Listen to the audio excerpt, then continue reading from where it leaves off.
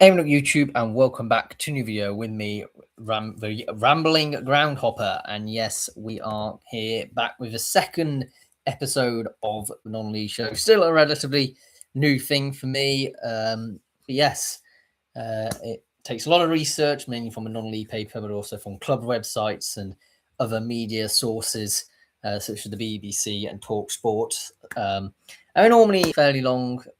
So if you are new around here, get yourself a hot drink and stick around to listen to some non-league action as we're going to be talking about today. We'll go through the headlines. And it's Tony Russell taking the reins at Greenwich Borough, which is going to start us off. As AFC Greenwich Borough have announced the appointment of Tony Russell as the club's new men's first team manager. Tony steps into the role after serving as the club's director of football and brings with him a wealth of experience and a proven track record of success in non-league football. He joins Tony in the dugout. Joining Tony rather in the dugout is Joe Vines, who will take on the role as assistant manager and reuniting one of non-league football's most successful management partnerships. Together, they will lead the men's team into an exciting new chapter as the club continues its ambitious journey. Tony arrives with an outstanding managerial CV. He spent 6 successful seasons as manager of Cray Wanderers, where he guided the club to the Isthmian League South East Division title and secured promotion to the Isthmian Premier Division as a result. He's widely respected throughout the non-league football pyramid, and Tony has built a reputation for developing talented players, creating competitive teams, and delivering success on the pitch. Having already played an integral role in shaping AFC Greenwich Borough's footballing vision as a director of football, Tony is perfectly placed to lead the first team into its next chapter. Tony will once again be joined by Joe Vines as his assistant manager, and the pair actually first worked together at Cray Wanderers after Tony signed Joe as a player before he later on brought him into the coaching staff as his assistant, where they spent 4 successful seasons working side by side, and they also enjoyed 3 successful years together at Lewes. They're continuing to build a strong partnership that is based on trust, experience, and shared ambition. With their long-standing relationship and understanding of one another, that makes them an exciting management team for AFC Greenwich Borough. And the club director of football, Gary Fiore, welcomed the appointment, saying that I am delighted to announce Tony Russell as manager of AFC Greenwich Borough, along with Joe Vines, who comes in as assistant manager. Both have a great relationship forged over seasons spent together on the touchline, where they've had many successful periods and promotions. Following a historic debut season, the appointment of Tony Russell and Joe Vines actually reflects the club's continued ambition to build on recent success and continue moving forward. With their experienced leadership and winning mentality, the new management team will look to develop the exciting squad already in place, while continuing to provide opportunities for players progressing through AFC Greenwich Borough halfway. Tony has already played a significant role in developing the footballing structure at AFC Greenwich Borough. Now, alongside Joe, he will lead the men's first team with the same vision that has helped shape the club's identity, creating opportunities, developing players, and striving for success both on and off the pitch. That's lifted from the statement on the club's website. Christian Pearce has returned to football with Stourbridge, with a 36-year-old towering centre-back coming out of retirement to play for the Southern League side, Stourbridge. I think he is most known for making 192 appearances for Mansfield Town, and has also earned National League North promotion in 2022-23 with Kidderminster Harriers, and has also made 13 appearances for the Barbados national team as well. Sam Beard has gone to Spain, with National League outfit Worthing having surprised fans by revealing that Sam Beard has left the club just 2 months after signing a new deal. The club's vice-captain has completed a move to CD Atletico de Marbella Priezo, which includes an academy coaching role. The 28-year-old has made 200 appearances across the National League and National League South during his career. The former Dorking, Barnet and Eastbourne Borough player is now heading to Marbella to join a newly promoted 5th-tier side. The left-back has followed in the footsteps of his father, Mark Beard, who would spell a Spanish lower league side San Pedro, after he had stints with the likes of Millwall, Sheffield United and Southend. with former Brighton and Hove Albion youngster Beard being an integral part of Worthing's promotion to the National League last season, with Beardy starting 8 out of the club's final 9 matches as the Mackerel men were declared as National League South champions. His manager Adam Hinshelwood, who is actually himself the father of a Brighton player Jack, was delighted to tie Beard down to a fresh contract back in May, saying that Beardy's signing is a massive boost for us, with a 42-year-old revealing that he was a big part of our success towards the end of the season and is a player that has National League experience, which is going to be vital for our squad. And Beard himself added, "I'm buzzing to extend my stay another year and play for with the club in the National League." However, just 2 months later, Worthing has now confirmed an agreement has been reached with Atletico de Marbella Praiezo for Beard's transfer, with the Reds also revealing that alongside representing the Albicelestes as a player, their number 3 will also work as a coach in their academy systems, contributing to several teams and age groups. Having helped return at 5th-tier football to Woodside Road, Beard's new team achieved an identical promotion at the end of last season. The Phoenix Club, who were born from the now-defunct CA Marbella in 2010, will compete in the Tercera Federación this season for the first time in their existence. Worthing, meanwhile, have already signed a new fullback this summer after agreeing a loan deal for QPR talent Corey Ajeti Brew. He follows Queen's Park Rangers teenager Harvey Body in spending the 2026-27 campaign with Hinshelwood's side. Mackenzie Heaney is leaving the game full stop, as Mackenzie Heaney on Friday announced that he was going to retire from football at the age of 27, following the conclusion of the 2025-26 National League North season. The midfielder arrived at the Brewery Field for an undisclosed fee from South Shields in the summer of 2025, going on to make 45 appearances in Moore's colours.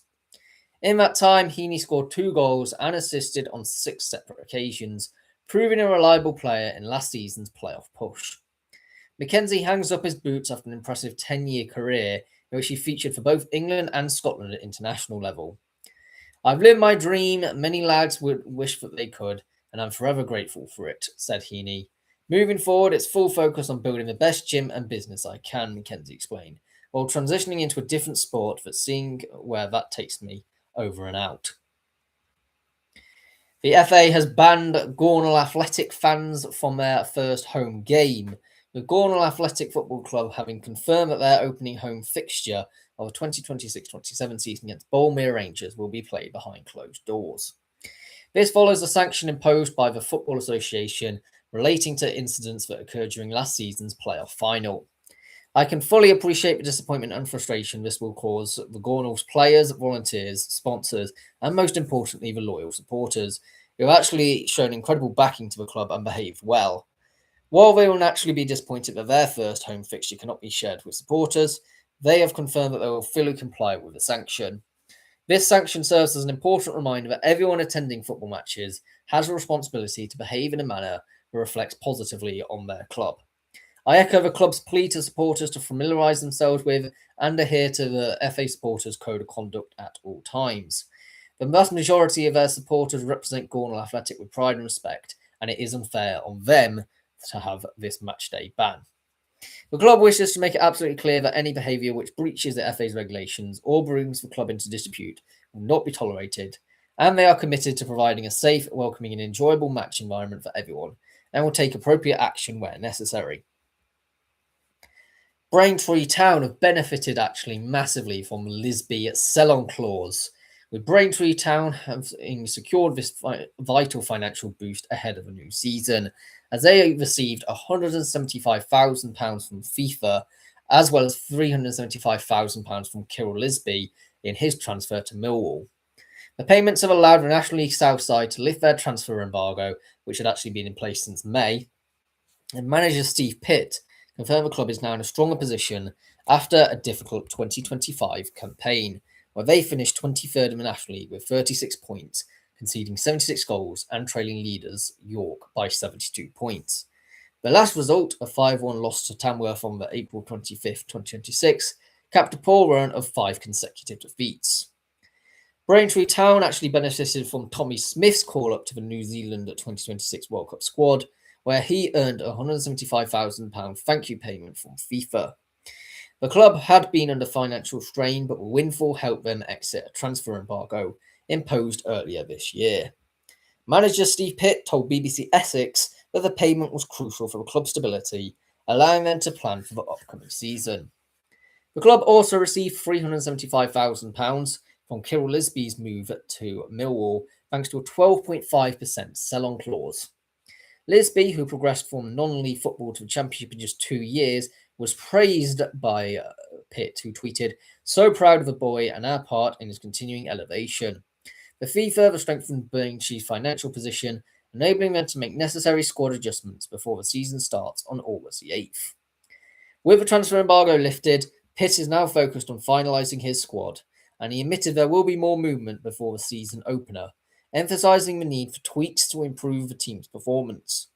After a challenging 2025 season, where Braintree struggled defensively, conceding 76 goals, as I already mentioned, and finishing near the bottom of the table, the financial boost provides a much-needed opportunity for recovery. The club will look to bounce back in the National League South, starting with their pre-season preparations. And Eastwood have axed their manager just one game into the season. Eastwood Community this week confirmed that they had parted company with Willis Francis after one game into the season. The club has said it was due to due to the performances not meeting expectations over the past 6 months, and that now was the right time to part ways. Eastwood's first game of the season, and the only game Francis has actually managed for the Badgers in 2026-27, was a 4-3 defeat at home to Leicester Nirvana. Francis formerly played for Notts County and has managed Long Eaton United and Basefleet United in the past, and finished 7th in the United Counties League Premier Division North last season. Eastwood then went on to confirm the appointment of Billy Bennett and Kieran Fenton as the club's joint first-team managers. In making this decision, the club looked at the how and as well as the what, how they want to act, how they want to operate, and how they want to play on and off the field. Billy and Kieran shared that standard and vision to bring in outstanding knowledge of non-league football and winning mentality with it. Stephen Kirkham, the sporting director, said, "From the moment we met Billy and Kieran, it was clear that they shared shared our ambition," because it's a sporting director thing, isn't it, for Eastwood Football Club. They have an excellent understanding of non-league football, a proven winning mentality, complement each other perfectly, and have already shown a real desire to build something special here. This football club has huge potential, and we're confident Billy and Kieran are the right people to help unlock it. Everyone at the club is excited to begin this journey together, and they will have our full support as they take charge of the first team. Billy Bennett and Kieran Fenton said, "We're thrilled to be appointed as joint first-team managers of Eastwood Football Club. This is a really exciting project, and we can't wait to get started. We know how we want to work and what we want this team to look like. We're looking forward to meeting with supporters, connecting with the local community, and working tirelessly to bring a successful season to the club. We'll see you all at Coronation Park very soon." Billy and Kieran will be joined by Andrew Nicholson as coach and Ellie Osborne as the physio in their management team.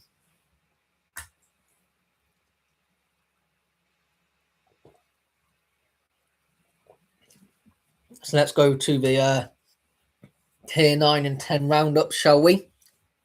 We'll start off with the Northern League. And it is in Blythetown's trip to Teesside that saw them keep up their 100% win record this season, with a narrow 1-0 win over Marske United. In their first 2 games, they have scored a combined 11 goals, so a solitary Ben Foe goal on the 68th minute saw them make it 3 on the bounce, in not really so much of a dominant display, but a win's a win, as they say.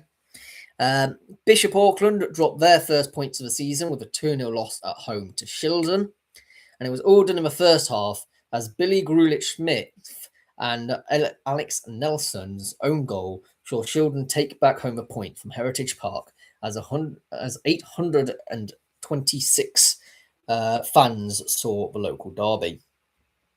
Redcar Town also got their first points of the season as a trip to Cumbria's Kendal Town saw the spoils shared, with DJ Taylor putting Kendal ahead for a 25-yard goal before Jaden Sakete levelled the tie through a Craig Gott free kick. Penrith are now the only team to not pick up a point after conceding 10 goals in their opening 3 games, which included 4 in their trip to Crooktown.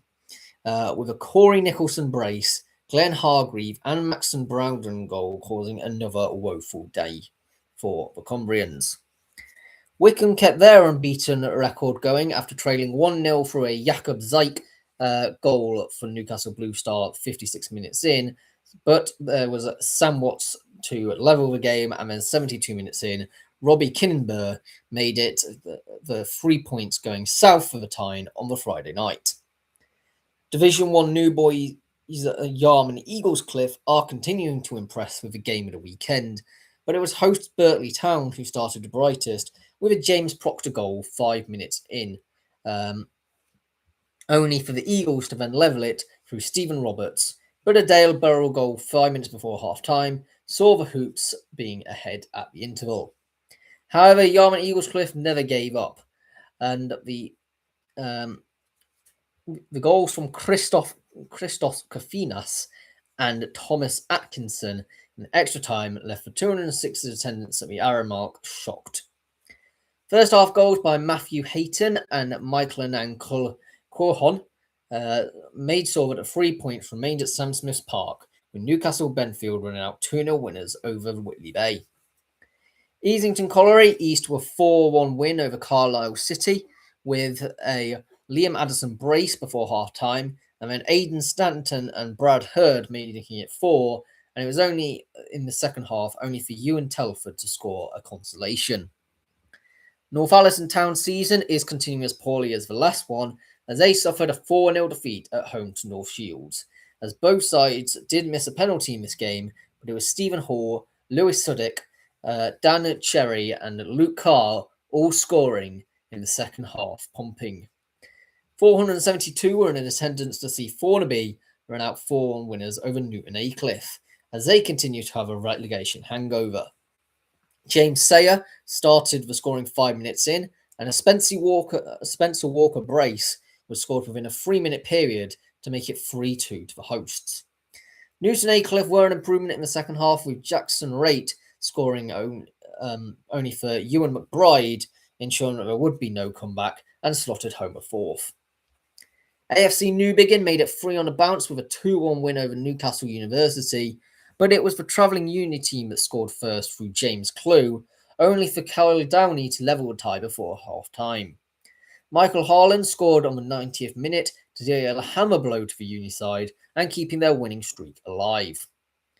Tolaw Town made it 10 goals this season by smashing Sunderland RCA 4-1, with Harvey Walsh and Reece Brown made it 2 before a Luke Richards goal for RCA before the half-an-hour mark, making it seem like a competitive afternoon.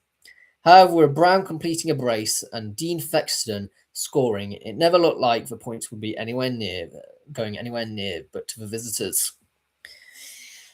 Bolden CA continued to be the surprise package this season as they ran out 4 winners away to FC Hartlepool.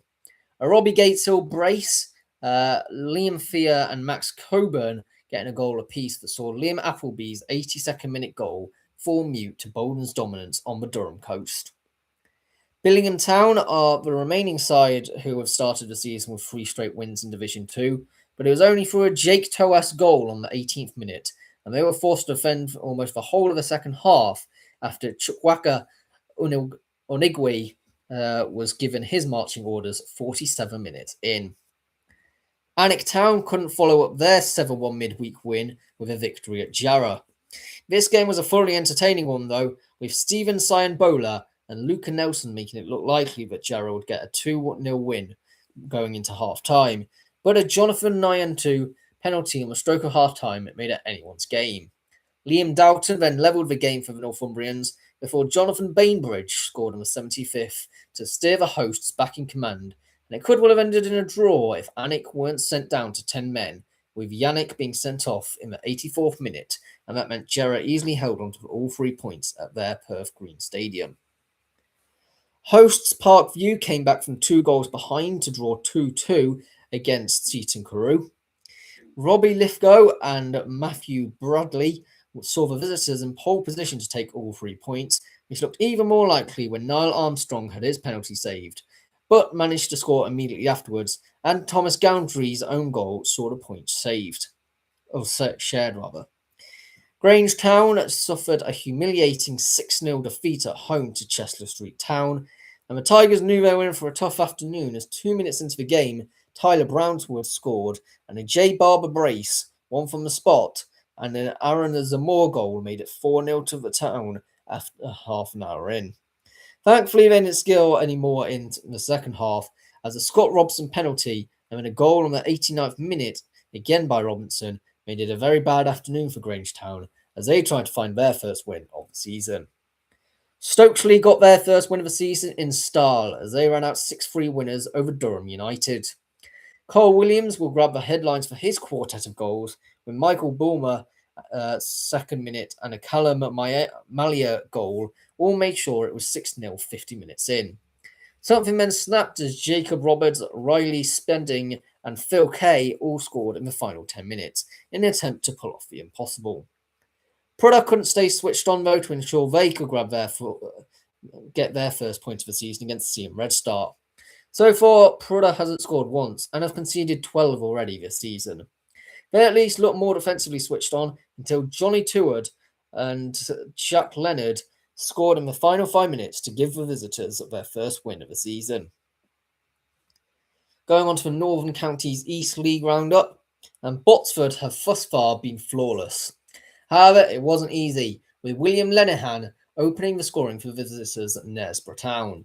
But a Jack McMenemy equaliser and a Jack Varley winner on the 86th minute made it 3 wins from 3. Durham District have taken their Division 1 winning form into the league above, with also their third win, again having come from behind through an Iron Wilson opener for Retford, but Jamie Austin accomplished a hat-trick, ensuring another 3 points for Durham. 336 fans saw Penistone Church win 4-1 with Bradley Gregory putting the visitors Parkgate ahead, with Harry Viggers levelling the tie, but it all happened in the last 10 minutes. Super sub Reese High scored 2 in as many minutes, and Elliot Harrison just getting the ball over the line to make it 4 in stoppage time. Horbury Town were in cruise control, leading 3-0 over Frickley Athletic for a Lucas Smith double and a James Cusworth strike, but in the final third of the game, Frickley sprang to life, with Samuel Cable and Charles Price scoring in a short time period to make it a nervy last 15 minutes, but Horbury held on and secured all 3 points. 312 fans saw Rossington Main pick up their first point of the season in a 0-0 draw against Golcar United. Andrew Norfolk fired hosts Barton Town ahead, although the game was played at Brigg Town, and Ewan Gregson scored a penalty for Campion to secure a 1-1 draw there. Handsworth were victorious in the travel away to Albion Sports, as Thomas McNally opened the scoring 19 minutes in for Handsworth, but Zachary Sangster levelled the tie 6 minutes in. Jordan Hines made it 2-1 lead for the visitors just before half-time, and Mitchell Dunn wrapped up the scoring and game for Handsworth. Oliver Green gave Tadcaster Albion an away win to Keighley Town, with a Connor Roberts goal being what separated the two teams.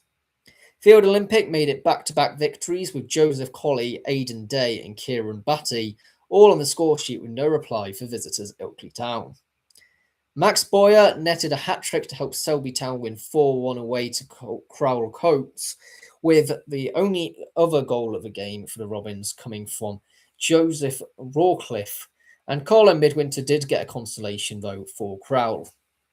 The largest gate receipt vote in the whole of the Northern Counties East League was 369 fans who saw Gould win 2-1 at home to Wakefield.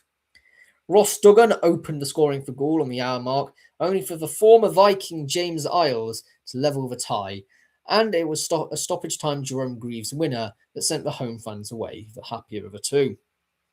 Kinsley Boys started very quickly away to Appleby and Frodingham, with Bradley Doherty scoring in the opening minute and completed his brace on the 70th, and Lucas Stubbs made it 3-0 for last season's Central Midlands Alliance Premier Division North champions.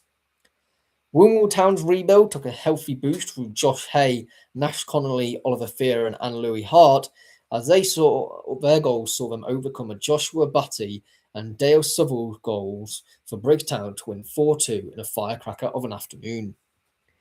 Immingham Town opened the scoring through a Corby Kavanagh 13-minute goal in what proved to be an end-to-end game as Declan McLaughlin doubled the host lead. Leeds University's Caleb Daniel then closed the gap, but a minute before the end of normal time, Brandon Ollie made it 3-1, only for the uni side to close the gap again through Freddie Ombang, but they couldn't push quite enough to get a point. Route 1 Rovers took an early lead away to Aversley Recreation through Zach Khan, only for a Nathaniel Dyer's penalty to level it up, and a Mohamed Kanyi own goal, and a Kane Reese goal about an hour in to end the game 3-1. Hemsworth Miners Welfare won 1-0 over Winterton Rangers thanks to an Ashley Bell decide on the 73rd minute, and Danny South helped Doncaster City take a lead 10 minutes in, only for Ben Parks to level the tie 80 minutes in, giving a point for Harrogate Railway Athletic. In the North West Counties League, Burskoff made a flying start to the Premier Division campaign as they ran out 4-1 winners at home to Prestwich Hayes. Owen Fisher-Jones handed the hosts the lead 4 minutes in by heading home a free kick. Callum Laird then doubled the lead from a penalty. However, Louis Holt put the result in doubt early in the second half. Joel Skillen scored a brace late on to put the result beyond doubt. Trafford's return to the North West Counties League was seen in by an impressive 362 people as Ryan Brook, Finley Stanya and Kyle Wolseley were all on the score sheet to win 3-0 over Longridge Town. Premier Division New Boys at Royalston won 1-0 due to a 14th minute goal through Nelson Van, helping the Bloods triumph over AFC Liverpool. Luke Heppel gave visitors Nelson the lead on the hour mark, but it looked for Everton and Laburnum Rovers way as they sealed a point through a Jack Foster 86th minute equaliser, but only for Jack Doherty to bring all 3 points to last season's Division 1 North champions. Owen Warburton, just before the hour mark, and a Jordan Schofield penalty 10 minutes later, saw hosts Glossop North End claim all 3 points against Euxton Villa.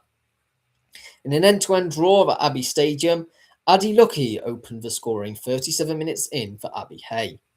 But Ryan Bolton levelled the game just after half-time for Barnoldswick Town. William Proctor then scored for Barnoldswick, but a 90th minute penalty by Callum Pugh saw the host rescue a point. Visitors Ramsbottom United opened the scoring 16 minutes in with Gareth Hill and Liverland RENYCA, forced the game to end a draw with Dylan Westerside levelling the game just before half-time. South Liverpool also had the same scoreline against Earlham, with Sam Mullally opening the scoring just after half-time, but with a penalty for host South Liverpool, only for Earlham to rescue a point from Jack Mitchell scoring in stoppage time. All the action happened in the opening 15 minutes at Mossy Park, with host Charlotte Richard levelling back at Oliver Ford's goal for Chadderton through Nathan Nikias 13 minutes in. 328 were in attendance for FC Isle Man's opening game against FC St Helens, as James Lowther and William Cohen secured the points for the Islanders. Daisy Hill had a superb opening day of the Division 1 North as they ran out 5-0 winners at home to Steeton, with a brace apiece for Gerald Jr. McCullen and William Shawcross either side of an Oliver Partington goal. A 7-goal thriller took place in Cumbria, but it was the League New Boys AFC Knowsley who opened the scoring in under 5 minutes through Lee Turkington, only for Brandon Collins and Tyler Spence to take the lead before half-time for Holker Old Boys. Leon Arnsalam equalised the game, but Holker yet again regained the lead through Ryan Fagan. Just before 80 minutes, the game was again in the balance as Curtis Pearson scored for Knowsley, but a stoppage time goal for Patrick Allington scored for Holker Old Boys. Hosts Thornton Cleveland came from 2-0 behind due to an Adam Smith brace for Camel Laird, with Jackson Bateman, Daniel Stoney and Carl Hyam making it 3-2 to the Lancashire-based team.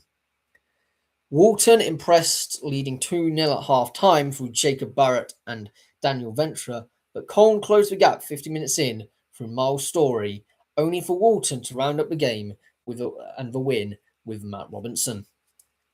Backup Borough had a fantastic opening half with Aidan Lancaster, and an Ashton Town own goal and a Connor Morris goal saw them win the game 3-0. Harewood Apollo impressed on their North West Counties debut, winning 3-1 away to Garstang. Garstang started the game very well, scoring 3 minutes in through Stephen Mercer. But Jesse Dowling levelled the game 20 minutes in, and Stephen Irwin and Kyle Shurer ensured a win for Apollo. Magley opened the scoring away to a 279-strong crowd in Darwin through Nathan Moffat, but Darwin got the win in the second half by Charlie Lloyd and Sam Holt's goals to win 2-1. A late Josh Nicholson brace for Ashton Athletic saw them run out 2-0 winners over AFC Blackpool. Last season's Manchester League runners-up, Uppers Mill started life in the North West Counties League well, scoring instantly through Michael Schollaby, but Ashville ensured a point for a Joseph Levy penalty. Flixton also started their North West Counties life with a bang, opening the scoring an hour in through Lewis Simon Byrne, only for James Hughes to equalise for Squires Gate. Forward Amateurs also played out a 1-1 draw against Main Road, with the away outfit forward opening through Wilson, only for Siraj Hussain to level it. New Mills sit pretty at the top of Division 1 South, having humiliated Telford Town 6-0. Solomon Richards had a brace within 25 minutes, and followed by a dominant second half that saw a Gilbert Okran goal, a Luke Evans brace, and a Harley Hughes stoppage time goal.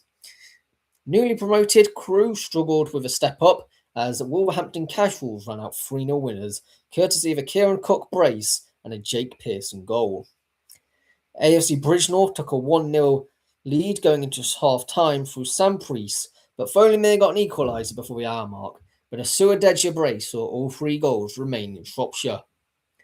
Bilston Town took lateral switch from a Midland League well, as they won 2-0 at home to Shawbury United due to second-half goals from Harry Dixon and Jordan Crump.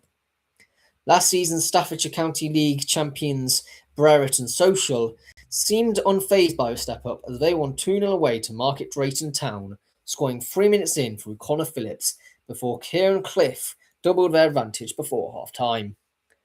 Eccles Hall, who finished runners-up last season, started this season in equally good form, as 11 minutes in, Billy Sylvester scored, and Nicky Parker and Esther Fanbury in the second half made it 3-0. But Eccles Hall may have taken the eye for the ball, as Widnerstown did get one back through Josh Quorless, but it mattered not. A Tyler Bishop goal for Wensfield just before half-time was sandwiched either side of a Joseph Bevan brace for Sandbach United, meaning that the host claimed a 2-1 win. Barnton took just 2 minutes to score in their opening goal of the campaign through Jordan Sherlock, but it was visitors Stafford Town who reacted well, equalising 4 minutes later through an Ethan Greer goal before claiming all 3 points in the second half by Sam Lynch, scoring his goal in 55 minutes. A dramatic first half at Allscott Heath saw the host scored for the first in 10 minutes in through Harry Morris, but 8 minutes later they doubled their lead through Ben Davis, but it took only 2 minutes later for Childwell Heath Nomads to reduce the deficit by Dylan Woods, and they levelled the game in stoppage time of the first half through Chigozie Uelike. But it seemed the goals were dried up in the second half, and it ended up with a point apiece. The opposite was the case at Osage Town, as it took until the 54th minute for Ivan Atono to score for the opener for Osage, and looked like they would win the game when they increased their advantage 86 minutes in by Luke Moran.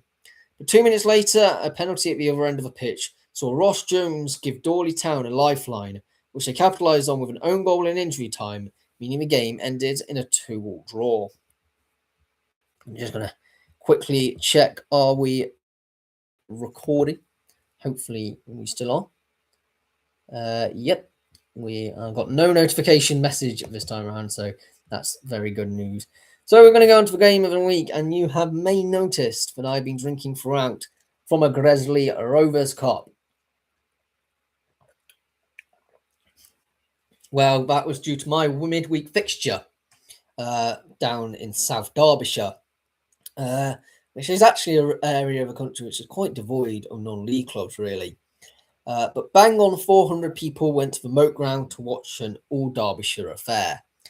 And once you go through the old-fashioned turnstiles, you are instantly transported to a non-league ground of a bygone era. It's almost 70s in style, with one end having just a brick wall, and there's old-fashioned terracing down one side with a wooden bar at the end. I went and got a drink and then added the pint glass to my collection. It's actually one of my personal favourite glasses. And I then went round to the stand on the opposite end for the first half, where you could see a mural saying Rovers, and there were seats made out of wood. Yes, in the 21st century, there is a ground which has seats made out of wood. It was here that I saw the first half that was very end-to-end but devoid of end product, until the home side Rovers scored with a Finn Rider goal with his back to goal to produce a wonderful spin round and connect with a half volley.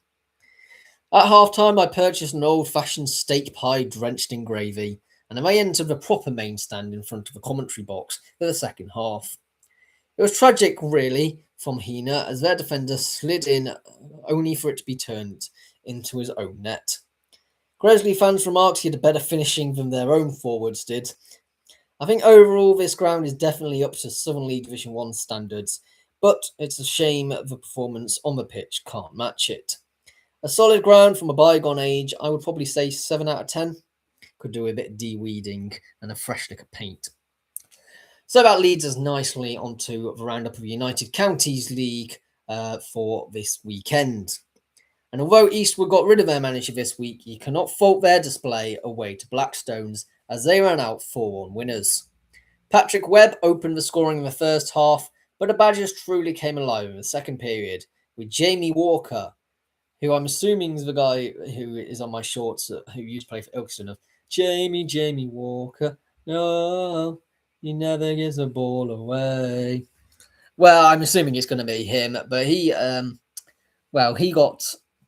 the goal, and there was a double the advantage for the hosts, I believe they are. Substitute Bradley Gascoigne then made it 3, and Blackstone. Oh no, it was the away singer, but it was Blackstones had a super sub of their own as Johan Coughlin scored 75 minutes in, only for Patrick Webb to respond immediately and grab himself a brace. Deeping Rangers are in deep trouble already as they lost their third consecutive game, and 3 was the theme of the afternoon as Claycross Town hit for 3 with Jamie Sharman, a Brody Litchfield penalty, and Joshua Scully. Elston Park were flying within 15 minutes as Yassine Hafein and Stanley Rossell made it 2-0 before the break, and Saxon Nichols made it sure that it was 3-0 for the Leicester Base side over Kimberley Miners Welfare. Belper United were 3-0 up at half-time due to a Solomon Nassau brace and Keaton August goal, with Luke Anderson consolation for Newark Town arriving in stoppage time. Hena Town rectified their midweek performance with a 2-0 win on the road to Leicester Nirvana, with Josh Timpson and Mash Tudgay on the score sheet against the side I will be seeing in the FA Cup this weekend. AFC Mansfield also lost at home by the same scoreline as Gabriel Abid and Callum Orange scored for Hucknall Town. Sherwood Colliery also scored 3 goals with Jamie York, Ethan Weisdort and Nathaniel Crofts all on the score sheet, but host couldn't keep a clean sheet as Kamani Wilson did score 1 for Ashby Ivanhoe. A Lucas Dakin, a first half brace for Skegness Town, was undone in the second by substitute Zachary Tellin and Chandler Pegg in a period of just 3 minutes for Hinckley to make the game end 2-2. On a Friday night under the floodlights, a hard-fought draw resulted in no goals for either Grizzly Rovers or Sheffield. St Neots dominated in a 4-1 win in Birmingham, with Magloire Moyembe scoring all 4 for St Neots in 66 minutes, with Mason Stevens only getting a consolation for Highgate United. Away side Northampton Owen Chinooks came from behind to win 3-1 against Daventry Town. The Perps took the lead 20 minutes in through Reese Hones, but a second yellow for Lewis Patchin just after a break meant it would be a hard day for the host to hold on to the lead. And it proved to be so, as a Lewis Irwin penalty and an Elijah Augustin and Luke Davis goal apiece meant that the derby day was won by Chinooks. Desborough Town suffered an early scare as Toby Nicol scored 13 minutes in for FC Stratford, but the Northamptonshire hosts fought back in the second half to win 2-1 through Harrison Parker and substitute Ian Blakey. Cotton Green's fine start to the season continued as they made it 3 wins from 3 thanks to James Henry and Alex Tompkinson scoring for the Tamworth-based club in a 2-1 win over Histon, with Opayinka scoring for the Cambridgeshire side. Atherstone Town also made it 3 wins in a row as Rowan Nui opened the scoring 18 minutes in, only for Ainsbury Rovers to grab one back by Jordan Brown just before half-time. Jack Edwards and Christopher Cowley in the second half ensured another win for the Warwickshire outfit. A 10-day dare brace for Lutterworth Town saw them run out 2-0 winners at home to Moulton. Knoll had a fairly routine 2-0 win away to Northampton Sileby Rangers with Jack Duggan and Tom Kinsey on the scoresheet. Coventry Sphinx had arguably the most entertaining game as they ran out 4-3 winners over Yaxley. Blur McNeil opened the scoring 8 minutes in for Sphinx, and it was James Ritson who doubled the lead. Brandon Jessup then scored to keep Yaxley in it, but Dylan Parker made sure it was 3-1 to the away side at half-time. Eden McKenge then made it 4-1, and it would seem that Coventry Sphinx felt content to play out the game, but he actually had other ideas with Carl Hibbins and Isaac Kirami making it a nervous final 10 minutes, but Sphinx did see themselves take all 3 points back home. Another end-to-end game occurred at Butlin Road as Ryan Bridgewater made it 1-0 to host Rugby Town 30 minutes in, and Ryan Booth scored a second for Rugby, sandwiched between a Mohamed Aziz Mandi brace, but it was Vita Vaz that claimed all 3 points for the visiting SC Peterborough as they won 3-2. A 76-minute goal by Christopher Okoye was enough to see host Southall City beat West Bridgeford and earn back-to-back wins in Division 1. A solid second half for Clipston also saw them win back-to-back wins with Job Shaw and Drew Allwood, seeing them beat Dunkirk 2-0 at home. Harrowby United got the job done in the first half as Jacob Boy scored 7 minutes in and Sam Wright doubled the lead about a third of the way through the game. Staveley Miners Welfare did make it a nervy affair as Thomas Wood scored with still a third of the game left to play, but the Lincolnshire hosts held on to their nerve and got their second win of the season. Maltby Main were a dominant side in Division 1 this week as they ran out 4-0 winners over Clifton All Whites from away from home, that is, and a Sean Michael Tay brace, a Sam Limber goal, and a substitute Roman Myers making it an impressive afternoon from the Yorkshire side. It took 15 minutes to open the scoring at St Giles Park, which I think I'm going to go to tonight actually, as visitors Shirebrook Town took the lead through Ryan Parker, but just shy of the hour mark, San Diego Town levelled the tie through Labranda Domini, and it ended a point apiece.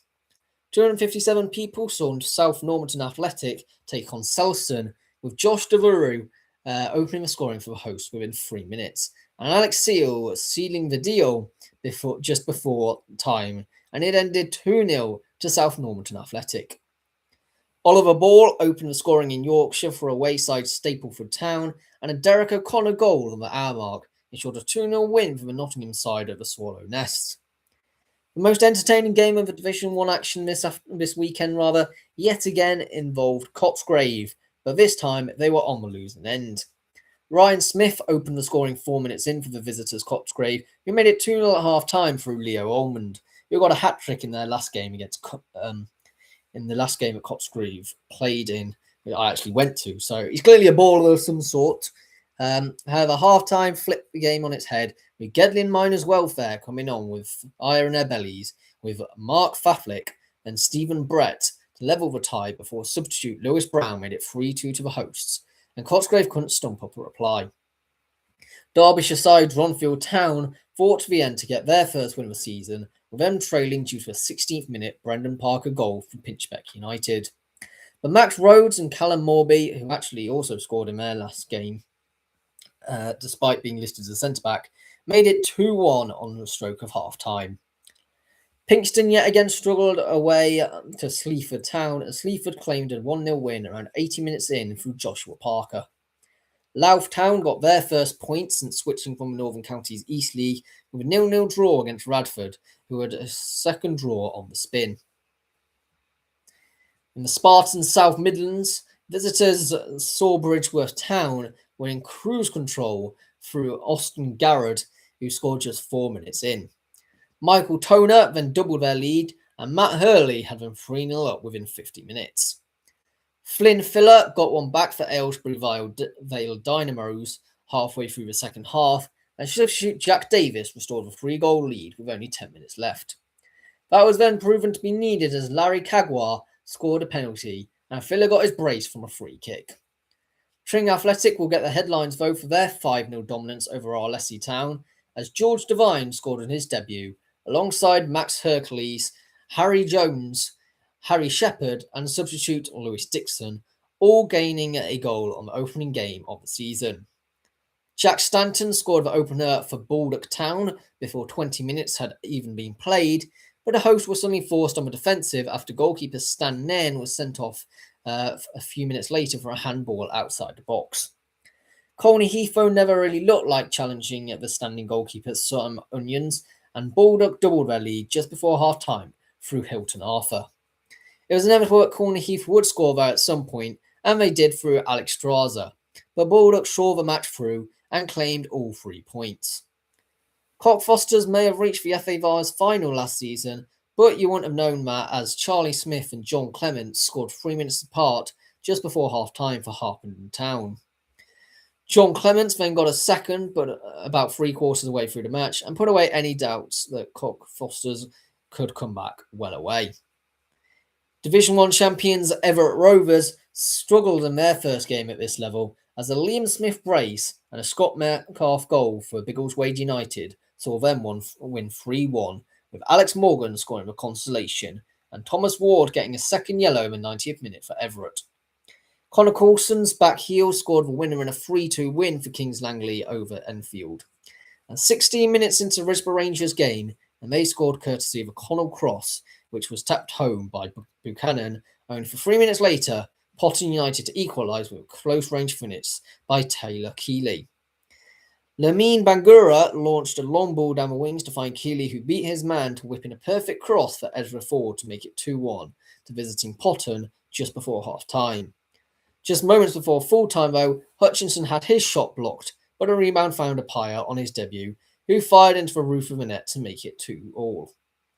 Archie Pryor, Taylor Robinson and Max Ryan were all on the score sheet for Kempston Rovers as they secured a 3-1 win over Harlow Town, with Figueroa scoring the only consolation goal for Harlow about 70 minutes in.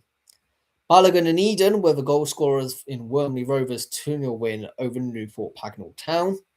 And the newly merged club of Dunstable opened their campaign with a 1-1 draw on a Friday night, but it didn't start that well, with AFC Welling taking the lead within the first few minutes for a Courtney Massey superb free kick. But the host rescued a point 85 minutes in through Kai Phelan. And now for the Midland League roundup. Sutton United started life at Tier 9 well, with a 2-1 win over a recently relegated Sporting Cowser. The Cowser had the better of the early chances through Harvey Smith and Kay Cunningham, but 4 minutes into the second half, Jaden Hunter scored from a free kick to break the deadlock for Sutton. Just before full time, Lewis Hayden sealed the deal, and despite a very late goal from Michael Hurst, made it the full-time scoreline 2-1. Another newly promoted side in Runcorn Town also won their first game back at this level, with Alfie Stewart, however, opening the scoring for Lye Town, but a flurry of goals through Connor Spears, Charlie Harland, and Jamie Appley, making it 3-1 before half-time, and Sam Flower made it 4 just after restart, and Alfie Stewart's brace proved only a consolation in the end. Lucas Berry scored a hat-trick for Stockport Georgians as they ran out a dominant 4-1 winners over Tividale. And although Tivy equalised by a mess in defence, but Harry Lambert scored the Georgians' third, meant that it was a clean sheet for the newly promoted sides. Northwich Victoria may have reached the playoff finals last season, and Harvey White may have seen them win in their opening day game with a 35th minute screamer hitting the crossbar, but it wasn't to be, and it did end 0-0 between Victoria and Romulus. Stagenians and Micah Skirvin were the goal scorers for last season's playoff semi-finalist, Winsford United, in their 2-0 win over Dudley Town. Ollie Holden and Alex Hughes scored 6 minutes apart from each other as Whitchurch Allport claimed a 2-0 win against AFC Wolverhampton City. Broxton opened the scoring through Christian Blanchette's cross, which ricocheted off the bar and into the net. But Sam Adegoke levelled the game for Cheadle Town just before half-time, and Josh Fowler take Cheadle to a 2-1 win with 12 minutes to go. Uttoxeter Town may have struggled last season, but clearly have put that behind them with an impressive 2-0 win over newly relegated Wythenshawe Town, with Jack Avery and Rob Furley scoring the 2 goals. In a 5-minute spell that was. Aaron Bott headed in a Cal Boyle's corner to score the only goal of the game for Abbey Halton United just before half-time to ensure a win against West Didsbury and Chorlton. Darlaston Town's relegation form continued into the Midland League with Mitch Glover and Jack Tomlinson compiling the misery with a 2-0 victory for Stone Old Alleghenians. In the Midland League Division 1, the Division 2 champions Northfield Town started their life in the level above in fine form with an emphatic 4-0 win over Kirby Muxloe with Romano Graham, a Dan Wotton brace and a Charlie Green goal, making it a fine step up in fine form.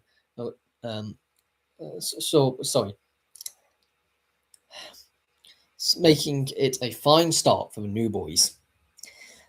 Birmingham OGN, who were in last season's playoffs, made sure that Anstey Town didn't have the same new league bounce with a comfortable 5-0 win with Dan O'Sullivan and Mohamed Sullivan making it 2-0 before half-time, before Kai Del Kiffin, Sullivan with a second, and Shaq McDonald making it a 5-star display come full-time.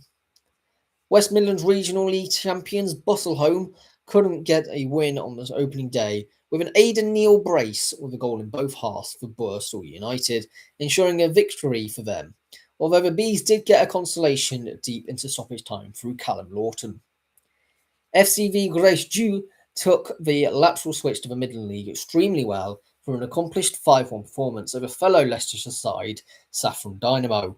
But it was Dynamo who initially took the lead 3 minutes in through Jaden Haynes, but it was rapidly cancelled out by Alice Halachi, which was followed by a Sean Tomlinson hat-trick and Ernest Osserton scoring with his first touch of the game.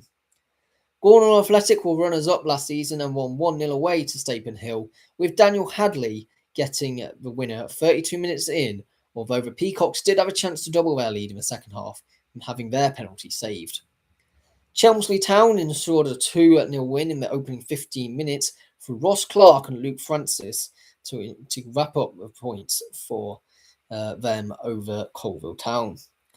Smethwick Rangers underwent a name change in the off-season to become Boldmere Rangers, and they started their new era with a 2-0 win over Holwell Sports, with Lucas Edwards scoring just before half-time and Matthias Morgan putting away a penalty on the 63rd to make it 2. All the action happened in the last 10 minutes in the game between AFC North Kilworth and Ingalls, with Henry Golding bowling the host of the lead 9 minutes before full-time,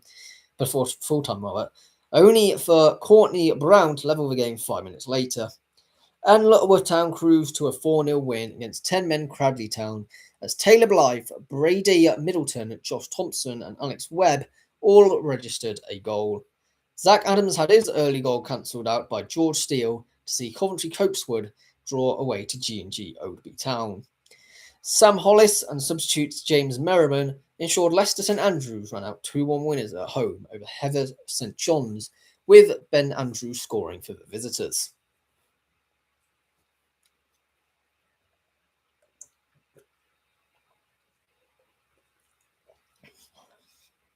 So the other game I went to this week was Kenilworth Town versus Earlswood Town.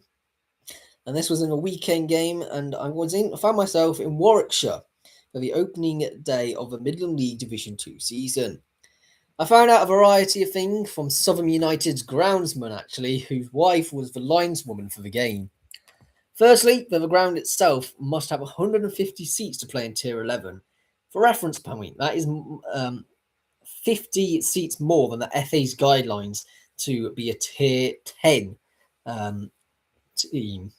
This, however, did make it a positive experience, as I got a pint in, yet again, another collectible pint glass, which might come out in one of the future episodes. That's 2 in 1 week. What a potluck. I paid the £5 entry, which seems ridiculous for Tier 11 when I paid £3 for last week's Tier 10 game. But, the facilities were worth it, with a great stand with former chairs and floodlights coming from Coventry City's old Highfield Road. There was also what looked like a stand on the other side of the end of the pitch, but it was actually the dugouts, which had a terrace stand and 8 seats apiece. What a way to get around the FA, eh? The game itself had some entertaining play in midfield and down the wings, and the scoring was opened by visiting Earlswood Town, who finished third last season and started well this time round with a stonewall penalty as the goalkeeper caught the player instead of a ball in the area, with Earlswood slotting the goal into the bottom corner. Although credit to the goalkeeper, he did go the right way. Earlswood then doubled the lead just after half-time with a poorly defended corner, seeing an unmarked number 10 head home to make it 2. However, newly promoted Kenilworth didn't let their heads drop and got a penalty of their own, which was initially saved, and the follow-up looked to be saved, but Lino said to me after the game it had marginally passed the line, so it was 2-1. Probably a fair result for the game that it was, but I was actually very impressed by the facilities. A solid 10 out of 10. If they converted the dugout to an actual stand, it could easily be a Tier 9 ground. And I don't even think it would need that much work done for it to be Tier 8 ground.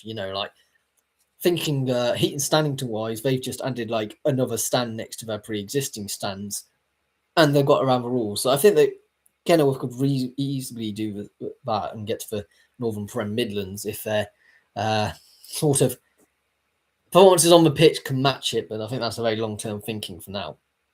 I think it is just worth mentioning to interrupt this broadcast to talk about the Battle of Yorkshire, because every year the West Riding County FA holds a charity shield match, we are talking about Tier 11 football after all, between the winners of the West Yorkshire League and the Yorkshire Amateur League. It's the curtain raiser for the start of the season, and this year it's raising money for Asthma and Lung UK. However, due to Field Olympic being promoted, the game will be between Beeston St Anthony's and Bury Brow, as Beeston will runners up. The FA are hoping about 500 people will be in attendance, so if you are in West Yorkshire, do head down to the West Riding County FA headquarters in Woodlesford tomorrow night at 7:30 to help for a good cause. Let's carry on with the roundup, shall we?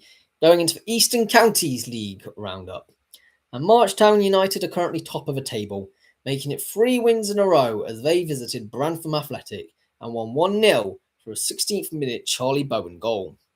Downham Town sit just behind them due to a Sean Avis and a Ewan McQuaid scoring in a 2-0 win for Town away to Woodbridge Town. Ipswich Wanderers moved up to third as they fought back to beat Ely City 3-2. But it was the Robins who had the early advantage for a 2-goal lead by a neat finish from Stuart Townsend and an own goal.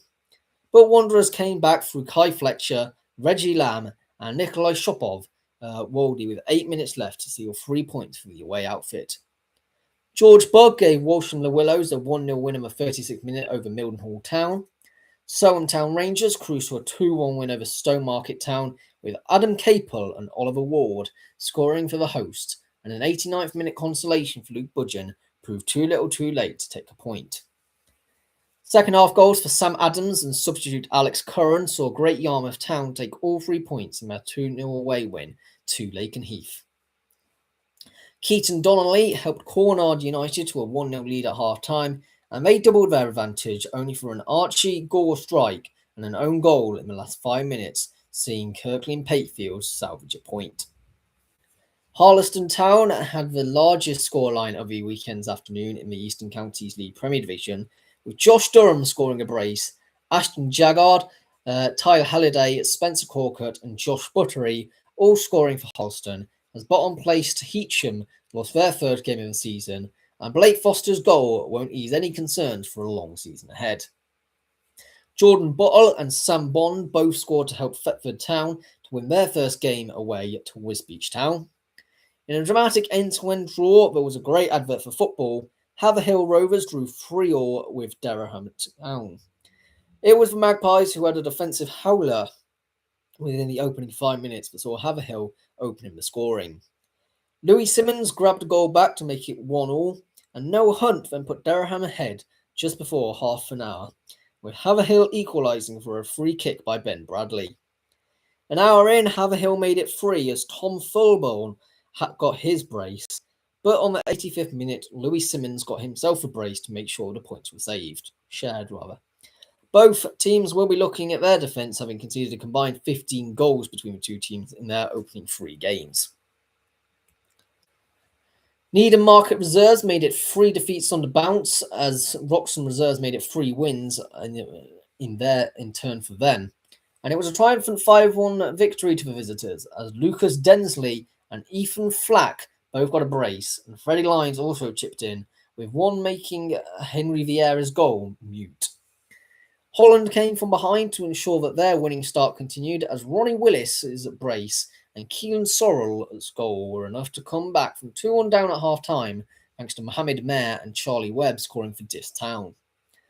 A 21st minute goal for William Moore from Newmarket Town Reserves were enough to see them claim a point against Clapton Town, who scored through Adam Rawful. Peterborough and district champions Netherton United proved why they won that league last season with a comfortable 5-1 victory over Hadley United, with Kyle West getting a brace, and that was aided in goals by Carl Gray, Taylor Hunter and Mitchell Pillen, with Curtis Harvey getting a consolation for Hadley. It was 0-0 going into half-time, but no one could quite predict the end-to-end nature of the second half between Gorleston Reserves and AFC Pegasus. Samuel Waldridge opened the scoring for Gorleston Reserves almost immediately after a restart, but Dean Agger equalised within 10 minutes of the second half, and a minute later, Callum Griffith took the lead for the Pegasus. Talking about mythical creatures much, eh? But Gorleston Reserves found their own equaliser after a handball enabled Jerry Dassolo to score from the spot. But Max Sherlock scored the decisive goal for Pegasus to win the game 3-2. The first half hat-trick for Wivenhoe Town's Harry Miller pretty much put the game to bed, but a Harry Taylor goal just before half-time may have given SC Parson Drove a glimmer of hope. However, it was in the second half the Dragons extended their advantage through Oliver Clifford and Josh Dennis, and although Parson Drove drew a goal back through Oliver Crane 5 minutes from time, the result never looked in danger, and it does make you wonder where this performance was for Wivenhoe last season. A rapid-fire brace by Carl Richardson, followed by a composed finish in the box to find the bottom corner, made it 3 through Charles Clark on the 32nd minute. That was in terms of goals, but Norwich United deservedly got all 3 points against winless AFC Sudbury Reserves. Although there were many high-scoring games this weekend in the Division 1 North, Halesworth Town's 6-0 win over Whittlesea is the pick of the bunch. It took only 8 minutes for the host to score, as Kean Wilson picked the ball up outside the box, dribbled in and made it 1-0. Jensen Martin then made it 2-0 less than 10 minutes later, as his shot from the edge of the box went over the keeper, and a minute later Ryan Howes had a shot saved but scored his from a rebound. Whittlesea Athletic then cleared off the goal line just before half an hour, but 7 minutes later a long throw by Nathan Russell was punched into path for Jensen Martin, who got his brace. You'd think with 4-0 at half-time, Halesworth would sit back and relax. But 5 minutes into the second half, Nathan Russell got his brace and made it 5. 80 minutes into the game, Ryan Howes beat his defender and got a cross in for Toby Payne to tap home and round the scoring off 6-0. 6 goals in an exciting first half as well was at Framlingham Town, as they ran out 5-2 winners over Holbeach United. Danny Smith capitalised on Holbeach's indecision in defence, and the Castlemen doubled their lead for a cheap penalty that Josh Lucraft converted. Smith then whipped in a cross to unmarked Max Willett to make it to head it in to make it 3, and Pat Kasharek then cut the deficit as he scored from an Alpha Warriors cross. But a sloppy clearance meant that Ethan Whittingstall made it 4-1 to Framlingham. Holbeach did again reduce the deficit through Mohamed Syed Ahmed, but got past his marker, and his cross actually found himself in the back of the net to double Holbeach's goals. Oscar Wakeling again pounced on Holbeach's poor decision-making in the second half to make the game end 5-2. London Phoenix opened their season. Don't know why they started a week later against a game away against London Hearts United. But it didn't go quite to plan, as United made it 12 goals in the season so far this season in only 2 games by winning 4-0 at home. Emmanuel Teehee was clinical on the 17th minute to take the lead, and John Quissier whipped in a cross from a left, which Monashi Mwali, we'll go with that, tucked away to make it 2. Cameron Sinclair then unfortunately scored an own goal, and David Moyo made it 4-0 from close range. Daniel Atkinson opened the scoring for AS London 34 minutes in with a wonderful outside of a boot goal, only for Dillis to level it for Lymore Gardens just before the break.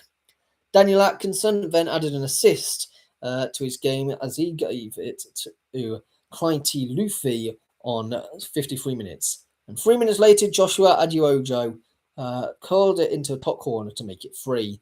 And they stood strong despite Louis Mafia being sent off with 15 minutes left. What a bright start, though, for Ernest Ehan's reign. Todd Hollocks scored the only goal of the game 41 minutes in for Cogswell Town as they beat Basildon Town. And it took until 3/4 of the game through for Stansted to open the scoring through Michael Migno, and nearly doubled their lead, if not for East Thurrock's Flynn Monk making a goal line clearance. But a Reece Barnett header for Stansted put the result beyond doubt. The sloppy back pass for Enfield Borough meant that Kamani Collington opened the scoring, and Mohamed Yacoub made it 2 for Barcelona. Jude Morgan's dangerous cross led to an own goal for Athletic Newham, giving Southend Manor a 1-0 away win. And Matt Oaten brace for Riley Town wasn't enough for them to beat FC Baresi. Kai Munro's second yellow made the game very difficult for the away side, and Israel Kabengeli netted a brace either side of half-time, and Edwin Igula made it 3-2 for Baresi. With Riley only with 10 men on the pitch, substitutes Emmanuel Soton and Amir Abani made the result never in doubt for Baresi. Samson Adelaja and Richard Dos Santos made it 2-0 at half-time for Dunmow Town, and despite Lewis Soroff being given his marching orders, Brimsdown couldn't score and it ended 2-0 rather. Just as ever, checking if it's recording. We are still going ahead, so that is great news for that. So we get to go onto the Combined Counties League roundup, which I will quickly take a drink before. Shiku Toure netted a brace on Burnham's opening day, and goals by Raphael Bertoli and substitutes Jamar Morrison and Cheyenne Dennis made it a 5-star performance, aided by Isaac Shaw being sent off. And although Abingdon United did score through Christopher Castle, it was never going to worry Abingdon. Max Holland opened the scoring within 15 minutes for Wayside Broadfields United, and Samuel Olawale made it 2 before half an hour, only for Geordie Mabini to draw one back for Kidlington 4 minutes later. Broadfield then wrapped up the game just before full time through David Levy, and Luke Swan and Samuel Lawrence scored late to help Easington Sports beat Amersham 2-0. Inspired substitutions for Bedfont helped them beat Ardley United 2-0, with Nathaniel Menza and Cyril Akonzi coming off the bench to score. Harefield United came from behind to beat Reading City 2-1 at home, with the visitors opening the scoring through Riley Denny, only for a brace by Montal Brown, meaning the hosts seized all 3 points. Kasim Khan scored a brace within 2 minutes around the hour mark for North Greenford United, as they are now 2-0 winners away to North Lee. Bradley Bob was just after half an hour opened the scoring just after half-time opened the scoring for Northwood, and Liam Envermarum scored deep into injury time to give them a 2-0 win at home to Holyport. Thatcham Town's 12-minute goal by Dante Hamblin was cancelled out by Adam Croker and Aitor Pasantes, scoring in a 12-minute spell just before half-time. And Keishatan Halatin made it free just before full-time for Penn and Tyler's Green. Wallingford and Cromarsh conceded an own goal through Harry Bonner 13 minutes in, and Rayners Lane doubled their advantage through Kieran White, but Tyler Cruz scored just before half-time for Wally to keep competitive. Although Genyo Balogun scored with 3/4 of the game gone, it was always going to be difficult for Rayners Lane, as Boo Price had been sent off with an hour left to play. And that was what was needed for Wallingford and Cromarsh, as Ty Hamilton scored with 15 minutes left, and Matteo Doris Guerra own goal ended an entertaining 3-3 draw.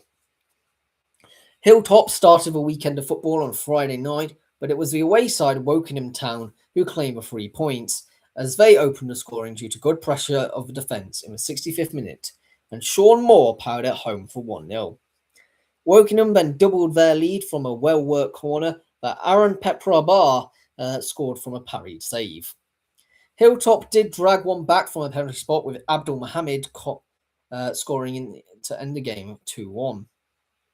In the Premier Division South, Barlam triumphed 3-0 away from home against Eversley in California, with Jonas Amatsian and Kofi Brony scoring in the first half, and Gabriel Mendoza scoring with 5 minutes left to make it 3 with no reply.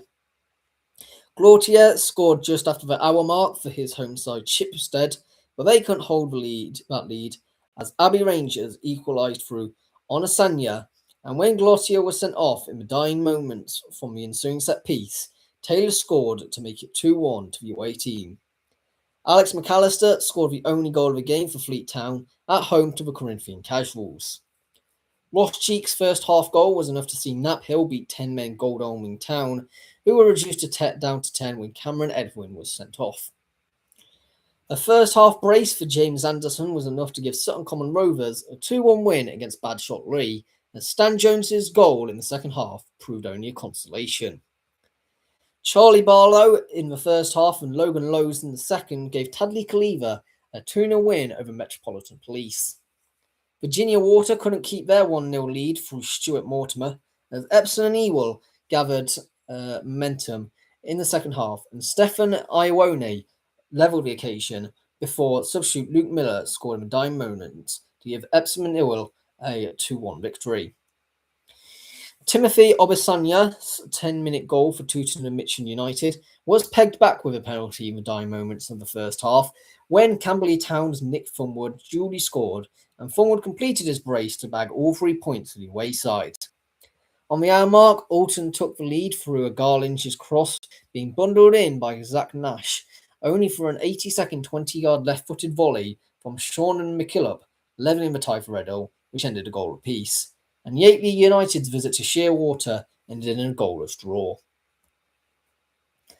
Bovingdon are now the sole team to have won all 3 of their opening games in Division 1, as they again ran rampant in a 4-1 victory away to Woodley United.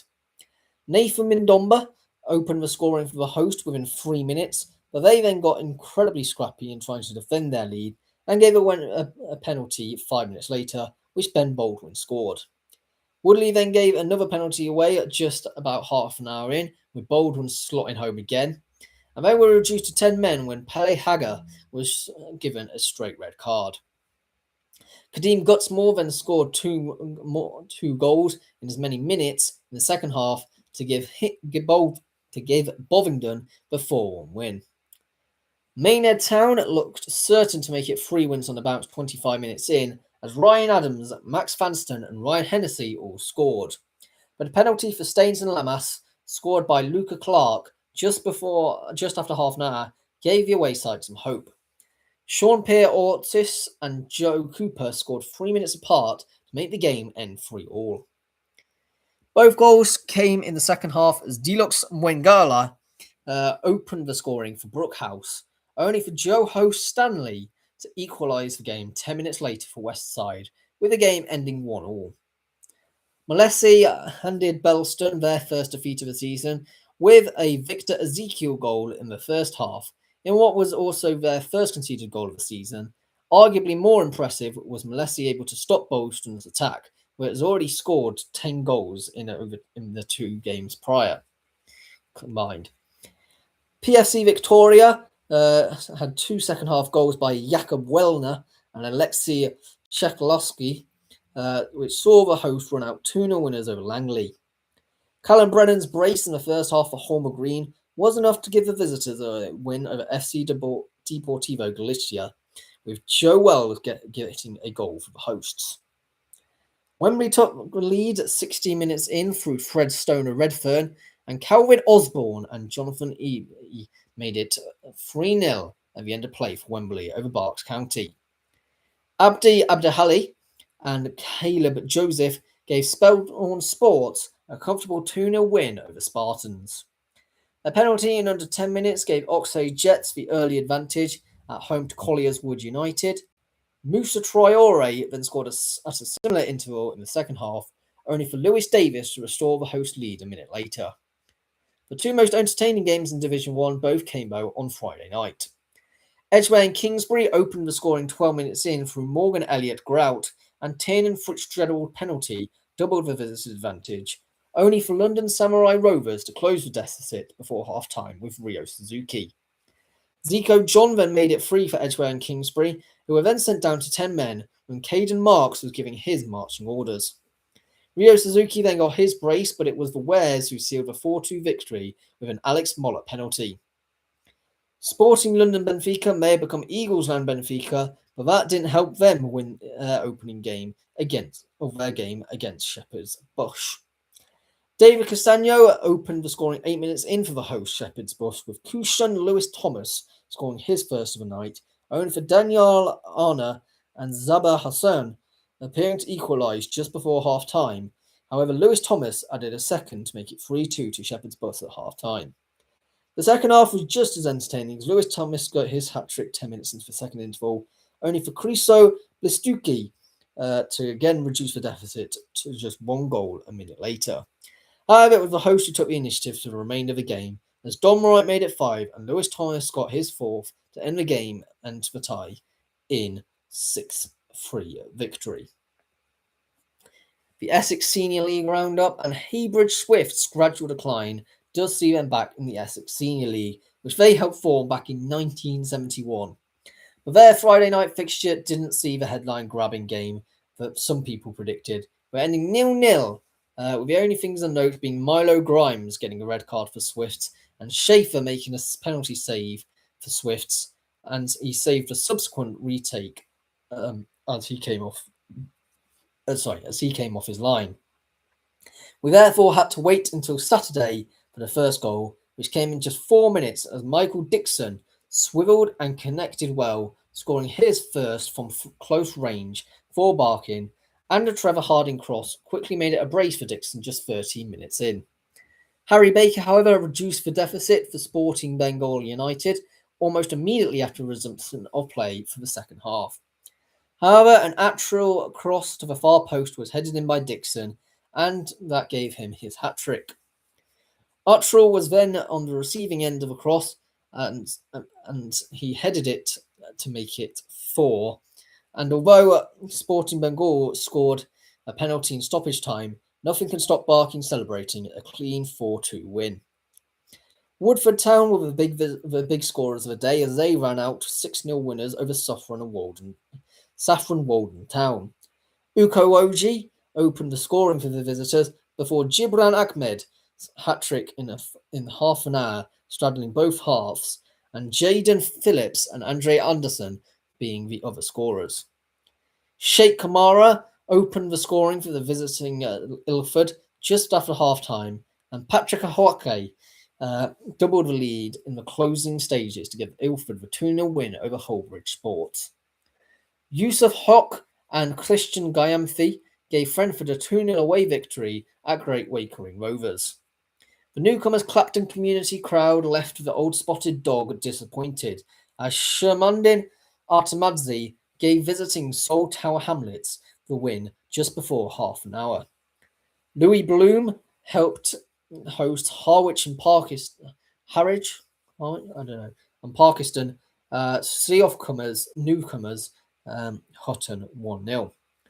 Yemi Adelani gave White Ensign the lead at half-time, but Peter Oyatunji levelled the tie for Hackney Wick, and a substitute, Roberto Carvalho, ensured the victory for Wick in the dying embers of the game. Jackson Brown opened the scoring for visitors Romford just before the half-time whistle, with Lachlan Murray drawing the game back up for Basildon United, but it was Alfie Leach who came on off the bench, who ensured the 3 points would go to Romford on the 85th minute. Cameron Harris scored late to make it a smash-and-grab 1-0 win for Benfleet at home to Holstead Town. Onto the Southern Counties East League roundup, and only the Premier Division took place this weekend as Bearsted claimed a 2-0 victory thanks to Matt Daly's penalty and a late goal for Luka Radojevic in their match against Chislehurst Glebe. Beckenham Town didn't let last season's relegation play on their mind too much as Mohamed Diaby won the game late in stoppage time 1-0 against Hollands and Ware. Pettswood and Holmesdale have entered a new venture as a joint entity and started well by coming from behind to beat Phoenix Sports 3-2. Phoenix's captain opened the scoring 18 minutes in, capitalising on a loose ball to make it 1-0. The former Sports player Paul Lee levelled the tie a minute later, and although both sides had chances for more in the first half, it was 1-1 at the interval. Lee Bird restored the home side Phoenix Sports lead by firing home in a corner 56 minutes in. But a handball in the penalty area was converted by Omertunamizi Akani before Pettswood and Holmesdale took all 3 points from a Ryan Mahal header that turned the game on its head. Snodland Town narrowly edged past last season's playoff finalist Rostall thanks to Saiku Traore's 86th minute goal to make it 1-0. Daniel Gebber opened the scoring 20 minutes in for Larkfield and New Hythe, and in what was an entertaining game of the afternoon of football, with Tom Mitcham levelling for Sutton Athletic, making it 1-1 at the break. Ezekiel Badamosi and George Monga scored within a 3-minute spell that saw Larkfield and New Hythe take a 3-1 lead. But Ashton Day yet again pulled one back, and a nervy finish, which saw Chris Loco sent off for Sutton, meant that the visitors won the game 3-2. The day's biggest thriller, though, however, came at Culverden, where Tunbridge Wells drew with Faversham Strikeforce in a pulsating 3-3 draw.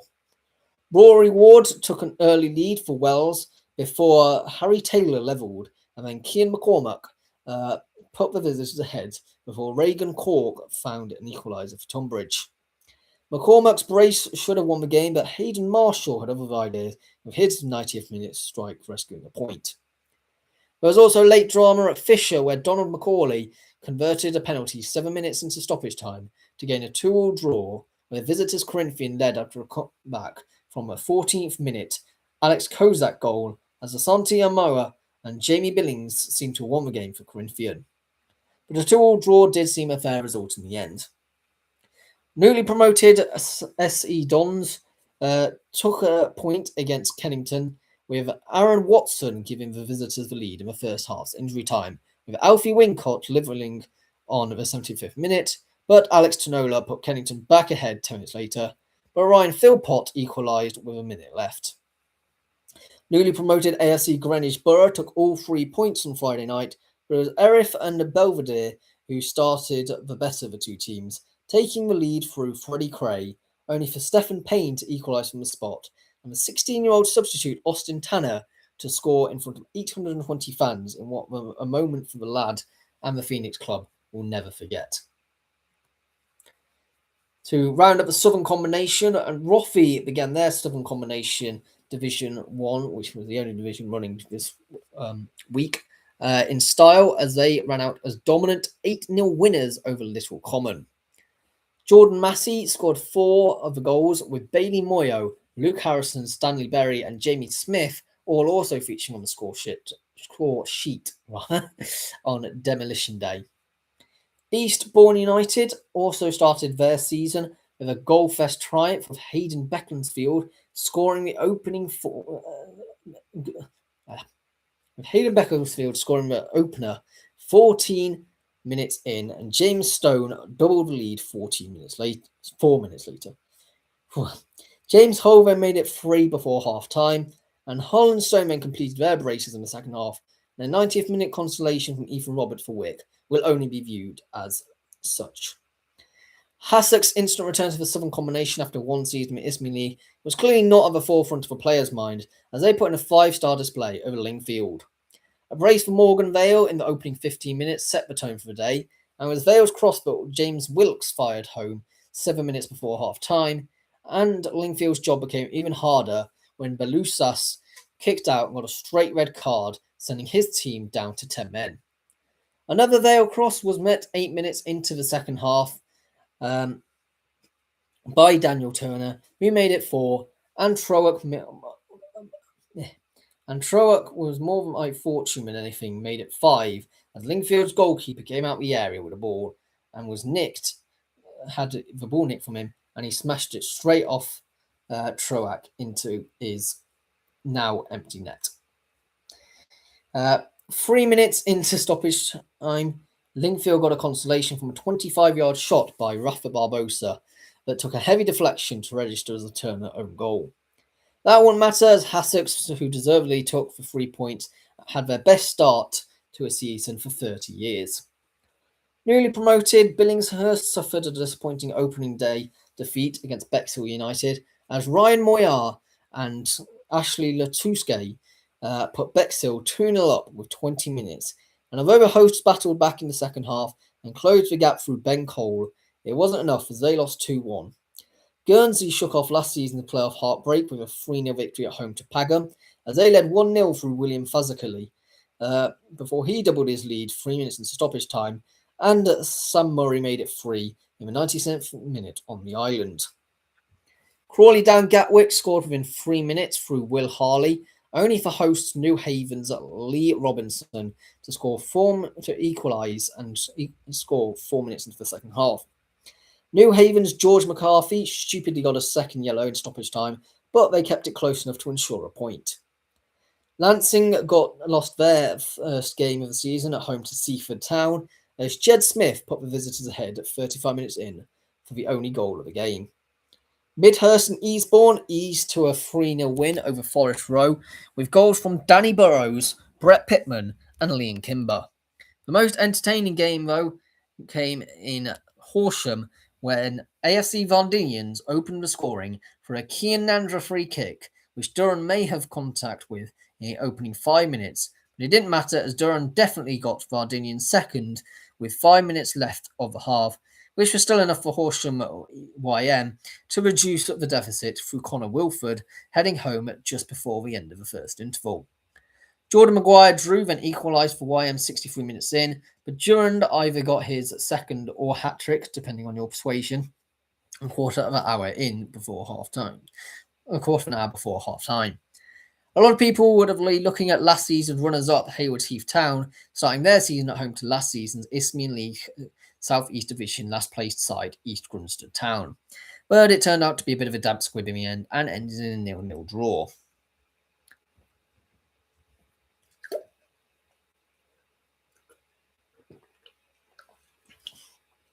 In the Hellenic League roundup, it was the 60th anniversary for Westfields, and they celebrated it with a 2-1 win at Malmesbury, Victoria, with it tied 1-1 with Cameron Mohid scoring for the Vicks and William Breach for the visitors.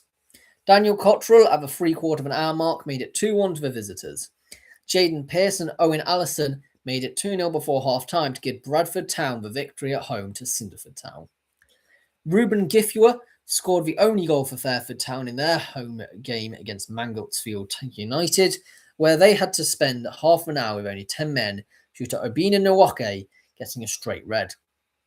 Samuel Griffiths opened the scoring 12 minutes in, the host Hereford Pegasus, only for Michael Barry to equalise for Cribs, but it was Alex Hainault's 87th minute goal that saw Pegasus take all 3 points. Roman Glass St George ran out 1-0 winners at home to Droitwich Spa, with Nikal Plummer picking up a loose ball and tapping it home on the 70th minute mark, and 5 minutes later, Nathan Binner was sent off for a 2-footed challenge. Kyle Witt and Levi Irving's first half goals were enough for Caution Town to claim a victory over Star Point Swifts. But the Swifts made what looked like a good comeback, scoring 4 minutes into the second half through Jim Hansen, but Caution held on to a 2-1 victory. Highworth Town's captain made a mistake for Elliot Gardner to score the only goal in the game 65 minutes in for Thornbury Town. The first half break by Harley Price was enough to see Cirencester Town overcome Tuffley Rovers 2-1, with Kieran Adler scoring for Rovers. Alfie Presley got the opening goal for Royal Wootton Bassett 5 minutes in, only for Corey Thomas Baker to equalise for Hallen. Longlevens led from the 8th minute with a Ethan Vaughan goal throughout the vast majority of the game, but Lewis Driscoll picking up a second yellow made the job very difficult, and Jacob Williams equalised 2 minutes before full time. In Division 1, Sharpness ran out 5-1 victors away to Carterton, as the Sharks returned after 36 years' absence was marked in style. James Tainton brace and goals from Kieran Bennett, Bradley Gibbs and William Tainton rounded up a 5-star performance, with Finley Baker scoring a consolation for Carterton. Swindon Supermarine Reserves also won 5-1 over Shortwood United. Reagan Latch opened the scoring for Supermarine 22 minutes in from penalty. Alistair Stewart then made it 2-0 going into half-time. Casey Spencer Harding made it 3 on the 50th minute, only for Shortwood United to pull one back from a penalty of their own, which Regan Cross converted, but they were never likely to win, and Swindon hit back, with Reagan Latch getting his second 2 minutes later, and Alistair Stewart also getting a brace. Cheltenham Saracens may have taken the lead away to Redditch Borough through Thomas Hoskins, but Borough didn't stop their heads as Leo Thomas levelled the game in the second half. The hosts won the game with a minute left of normal time through Romeo Francis. Ulster Town started their season with a comfortable 2-0 win over Brimscombe and Thrupp, with George Davis and Jake Wickets scoring for the Romans. Herefordshire League winners Bromyard Town fell to a 1-0 defeat at home to Wantage Town, with the Oxfordshire side scoring 3/4 of the way through with Callum Crook. Jesse Fox's brace within 10 minutes saw Ludlow beat Chipping Sodbury Town 2-0 away from home. Alfie Bradshaw and Lee Keveran were the goal scorers as Stonehouse Town ran out 2-0 winners away to Clanfield. An Arthur Nakaruma goal on 53 minutes saw freshly relegated Lydney Town beat Bewdley Town 1-0 in a closely contested game. Luke Firkin's first half brace for Newent Town was cancelled out by 2 goals in the final 5 minutes for Sudley to draw 2-2. To round up the Western League, and it was Liskeard Athletic who played out a thrilling 4-3 win at home to Brislington. Callum Merrin took the lead for the Athletic 4 minutes in, only for Jordan Scadding to equalise in the first half's injury time. Brislington then took the lead through Tyler Davis-Whitlock a minute into the second half, and James Lorenz then scored 2 goals in 11 minutes to shift the lead back to Liskeard. Bailey Mabin made it 4 for the Blues, but George Jones replied 3 minutes later to make it a tense final few minutes. But Liskeard held on to the win 4-3. Portishead Town's great start was halted by Saltash United, as after 75 minutes without a goal, Henry Donovan gave the Ashes a breakthrough, his 3rd consecutive game featuring on the score sheet. Joe Priest then doubled their lead, and that goal proved pivotal as Jamie Adams headed in a stoppage time goal for Portishead's consolation prize. Shepton Mallet made it 3 wins on the bounce to sit top of the league, with summer signing Harry Warwick and Ethan Cunnings making it 2-0 over Sidmouth Town. The other side to register 3 straight wins were Clevedon Town, having taken the lead 10 minutes in through Charlie Saunders. They then doubled their advantage shortly after half-time through Laurent Davis-Wilson, but the home faithful willed on Tavistock and sucked in a Shane White penalty, and though they were close to levelling the tie a couple of times, Clevedon held on to ensure 3 points returned to Somerset. An entertaining first half saw Nuki grab a commanding 2-goal lead through Callum McConney and Jack Bray Evans, only for informed Will Collins to drag one back for Bridgewater United and substitute Mark Armstrong to make it 2-2. Wells City and Brixham both gained their first point of the season, as Wells opened the scoring through Raphael Apong, but Brixham's Charlie Johansson levelled the game just after the break to make the game end 1-1. Ivybridge Town made it back-to-back wins by beating Wellington 3-1. It was a strong first half of the Devonians, with Nick Salop scoring a goal of the week. I think it was a goal of the week, and Pritchard doubling the lead half an hour in. Conor Pengelly gave Wellington some hope, but this was swiftly extinguished when Owen Howard restored the 2-goal cushion in injury time. Buckland Athletic came from behind to beat Tor Point 2-1 in their first win of the season. James Rose scored a close-range goal to give Tor Point the edge, but half an hour in, Rafa Beedman levelled the game, and Sammy State scored the winner 70 minutes in on his Buckland debut to give Athletic the win. St Blasey retained their 100% win record, winning their second game 4-2 away to Street. Ollie Red had an early opener for Cobblers to cancel it out for a Tom Stone goal. Kai Burrell then scored a wonderful goal to restore St Blasey's advantage and took them to 2-1 up at the break.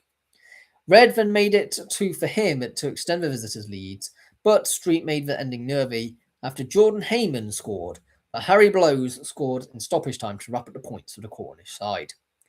On the opening game of the Division 1 season, Cadbury Heath had a comprehensive 4-0 victory over Mendip Broadwalk, with Corey Langdon and substitute Harrison Kite scoring braces each in Bristol. And what makes the victory even more impressive is the fact that Kai Wilson, the goalkeeper for Heath, had to come off injured 15 minutes in. Longwell Green Sports lay down the marker for the division as they beat Almondsbury 5-2 away, with Liam Nichols opening the scoring for the host. In the first half, Will Kane's brace saw Longwell Green take the 2-1 lead at the interval. Paolo Parley then levelled it back up with a penalty being earned after being pulled down in the area that he duly scored for Almondsbury. Keynes, however, made it a hat-trick 10 minutes into the second half, with Matt Brown and Noah Eddles making it a 5-star performance. Special shout-out goes to Sonny Pascoe, who had 4 assists this game. In Bath, Radstock Town opened the scoring through Joe Gurner 8 minutes into the second half, but Odd Down turned the game around as captain Ryan Gay made it 1-1 from the spot with 15 minutes to go, and Alfie Andrews 5 minutes later turned the game around to give 2-1 win to the hosts. An end-to-end game ended 3-2 to host Nailsea United against Warminster Town with Harrison Ford. Not that one. Jack Harper and Kelson Pollard doing the business in the first half to give Nailsea the 3 goals needed to win. A Ben Snell brace couldn't stop the 3 points going to Nailsea United. Avonmouth edged to a 1-0 victory over Bitton, courtesy of a 3rd-minute goal by Kyle O'Donovan. Colne Town were forced to play most of the game with 10 men, as Owen Jones was sent off 10 minutes in, and so almost predictably, Jack Jones gave Aaki Boko a 1-0 win. First half goals by James Fortune and Mason Kelsey gave Keynsham Town a 2-0 away win against Wincanton Town. Oldland Abertonians, who were relegated last season, continued to slump to a 2-0 defeat at home to Bristol Telephones, with Jamie Gregory and Liam McCracken scoring. Shirehampton's front line were firing this weekend as Harry Peglar gave them a 1-0 advantage at half-time over Welton Rovers, with Louis Snellham and Ryan Radford scoring twice in 3 minutes to win the game 3-0. And the final Tier 9 and 10 roundup is going into the Wessex League. The Wessex League Premier Division new boys Sturminster Newton United suffered defeat at the hands of Fareham Town, who were relegated from the Isthmian League last season. It was certainly not a bad performance from the Cherries, as only a former Winchester City and Bashley centre-half, Dan Walster, headed home the goal, which was the difference between the two sides. Bashley were the only other relegated side joining the Wessex League, but they suffered a 1-0 defeat at home to Hamble Club, as captain Matt Casey scored the goal that split the two. Hythe and Dibden started the campaign with a win, as Sam Woodward and Trem Moore made it 2-0 away in Dorset-based Bournemouth. On the Isle of Wight, wide man Claudio Herbert scored the only goal for Andover New Street to win the game 1-0. But credit must go to goalkeeper Luke Kearney, who made some incredible saves to make sure it stayed 1-0 to the away side, as East Coast Victoria tried for an equaliser. Also on the island, Brockenhurst had a goal in either half through Ashton Palmier and Ronan Moore to take a 2-0 win away to Cal Sports. Wessex League Division 1 winners Fleetlands kept the momentum going with a 2-1 win at home to Laverstock and Ford, as they trailed 1-0 at half-time due to a goal on the half-hour mark, which was undone by a Charlie Merritt free kick and a Will Eyre goal to claim all 3 points. Hamworthy Recreation were 2-0 up within 15 minutes thanks to Tyler Rudd and Bailey Rowe, and although Archie Greeno got one back on the hour mark for Millbrook, Recreation held on to a 2-1 win. Goals for Ollie Crisp and Billy Mullins saw Sherborne Town claim a 2-1 victory away to Horndean, with Kevin Nagombe scoring for the Deans. A Luke Burbridge goal for Downton was cancelled out by Freddie Beeson for Petersfield Town in the only draw in Premier Division. In Division 1, there was a goal fest in Wiltshire as Amesbury Town ran out 6-4 winners over Folland Sports. Folland opened the scoring 7 minutes in with an Alfie Bailey tap-in at the back post, and Folland tried to increase their lead quickly, hitting the crossbar and having a shot cleared off the goal line. But Amesbury Town, against the run of play, equalised. Just before half-time, Folland Sports took the lead as Clade Roach scored from 30 yards out, and Amesbury decided to ditch defence and throw everyone forward, which resulted in a flurry of goals as they quickly made it 2-2, 3-2, and then with a tap-in made it 4-2, capitalising on the goalkeeper fluffing his lines. Clade Roach then got a brace to make it 4-3, but Amesbury weren't done for the day and went on to score a further 2 goals to make it 6-3, and although Fred Penfold headed a goal back, Folland rued some missed opportunities and lost 6-4. The goal scorers for Amesbury being Jack Pearce, a Ben Ashfield brace, and an Aaron Moore hat-trick. New Milton Town made their road for an instant return to the Premier Division look easy with a 6-1 win over Cove, with a Callum Clark brace, Joe Roberts brace, and a goals for Noel McCarthy Gardner and Elliot Pearce-Evis, with a consolation coming from Kate Hampson. Dorset Premier League champions Blandford United started life at Tier 10 with a narrow defeat to Aldersford Town, as goals from Brett Denham, James Tennant, and Sam Freeman gave Aldersford the 3 goals needed to win, as Lucas Phillips and Daniel Kelly scored for Blandford. Harry Redknapp's grandson, Bobby Redknapp, also appeared for Blandford off the bench. Sandhurst Town, who switched from a combined counties league for this season, drew 1-1 with Kintbury Rangers, thanks to a 35th minute Jacob Cowler goal, to mean that Jamie Wallins' goal was only enough for a point apiece. Both Hamworthy United and Newport Isle of Wight should arguably be playing at a higher level, and it was the visitors Newport who broke the deadlock 19 minutes in, when a lofted ball found Joe Butcher free on the edge of the area, who chipped the goalkeeper to make it 1-0. The Hammers drew level 43 minutes in as Jamie Ross beat his defender to cut inside to fire a shot in the top near corner to make it 1-1. From a scramble during a corner, Nash got a free header to put Newport back ahead 64 minutes in, though. Hamworthy again levelled it 2-2 through Jamie Ross wrong-footing the goalkeeper to get a brace. On 69 minutes in, though, a sense of deja vu must have come over Hamworthy fans, as yet again a scramble from a corner saw Brad Young have a free header to win the game 3-2 from Newport Isle of Wight. A Daniel Bone goal on the 84th minute saw Frimley Green run out 1-0 winners at home to Toton and Ealing.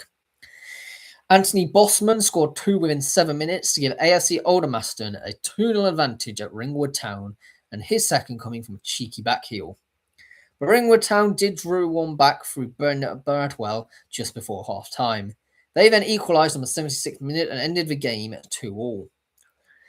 Forley took the early lead through Luke Harding, but Lymington Town's captain, Ethan Fishlock, gave them the equaliser. In the game of the afternoon, though, Whitchurch United played out an end-to-end 4-4 draw with Coldham Common. A Fifi Carter brace, aided by Noah Chengun and Cameron George scoring 3 minutes apart from each other, provided Whitchurch with the 4 goals needed to ensure a point. So let's look at some of the pre-season friendlies to round up this video, and I'm going to start with Braintree Town versus Aldershot Town. Aldershot Town concluded their pre-season campaign in positive fashion on Saturday afternoon, emerging 2-1 victors against Braintree Town on a blistering encounter at Cressing Road. The Shots, donning their green third kit for the second time this pre-season, would create the game's first serious chance. A corner from John Gilbert arrowed into an extremely congested 6-yard box, and while the keeper would get a fingertip to the ball, it would ultimately fall only into the path of Michael Lafitte, whose half-volleyed effort rattled the crossbar from close range. The hosts would forge a serious chance of their own towards the 20-minute mark as a neat passing move down the left-hand side eventually saw the ball being squared towards the penalty area. Fortunately for the Shots, the resulting effort sailed just wide, before a break in play for an injury to Irons number 7, prompting an earlier than planned hydration break. It would be the Iron who opened the scoring, however, as an astute early cross from the left flank caught Shots' black line off guard. Sneaking in behind was Anisius Lewis, who saw his standing header loop over the unrushing Nick Hayes and into the back of the net. Lewis would come close once more shortly after, showing good strength to meet a diagonal pass in his stride and surge towards goal. After 2 touches, the forward would play an effort from the corner of the area, beating Hayes, but also beating the post. At the other end, John Gilbert would turn creator once more, holding the ball up brilliantly on the edge of the area, before laying in Hakeem Sandar into the left.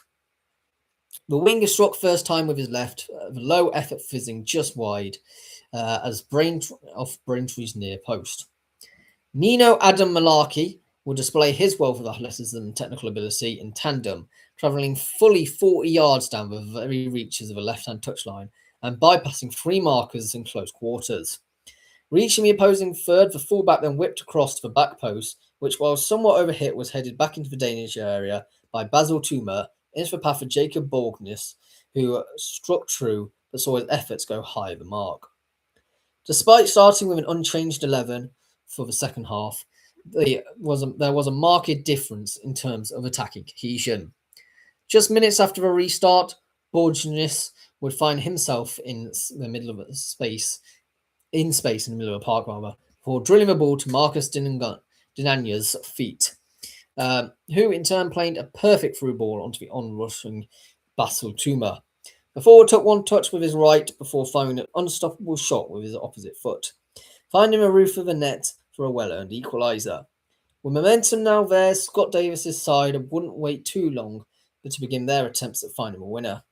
Hakeem Sander and John Gilbert would combine brilliantly on the left-hand side to allow the latter in behind the Irons' back line. The midfielder took 1 touch before squaring to Marcus Dinanya, who ghosted towards the penalty box, but the forward's first-time effort went high of the bar. Wholesale changes apiece would slow the pace of the game down considerably, with decidedly little to report on from the hour mark onwards. That was until the 86th minute, where substitute Elijah Oladunjoy enjoyed his first opportunity of the afternoon to execute his long throw technique. Launching the ball well into the side of the 6-yard box from a right-hand touchline, a number of green and orange shirts would leap to claim, with the ball bouncing downwards parallel to the goal line. It was Michael Stickland who had the golden opportunity to poke on from 2 yards, granting the Shots their first lead of the day. Braintree might have had an equaliser, if not for a stunning reaction save from Nick Hayes in the 94th minute. The goalkeeper diving superbly to his bottom right to stop a 25-yard effort that looked otherwise destined to sneak inside the post. Ending summer preparations on a high, the Shots would hold their lead for the fixture's remainder, securing a 2-1 victory to conclude an impressive pre-season campaign on the whole.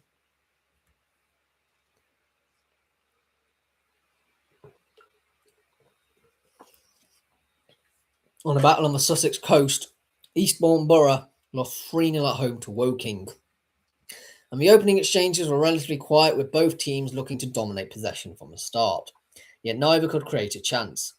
Kai Corbett was the first to test Will Jarskenlein on 10 minutes, but his free kick right on the edge of the area was beaten away by the card stopper. As the first half went on, Woking started to show their pedigree and could have been in front. And could have been in front if not for a great save from Lewis Carey. A cross from the left rebounded to the feet of Aidan O'Brien, and his half volley looked certain to whistle into the bottom corner, but an outstretched Carey tipped round the post. O'Brien against Carey was proving to be a great battle, and the Borough number 1 came up trumps twice. The first a placed effort blocked by his legs, and the second a good reflex save. After O'Brien was left alone at the back post, the visitors should have been ahead just before half-time, having 2 chances to punish on Borough's mistakes. A short back pass eventually bounced to Harrison Sonar, who, after beating a defender, blazed over from inside the area.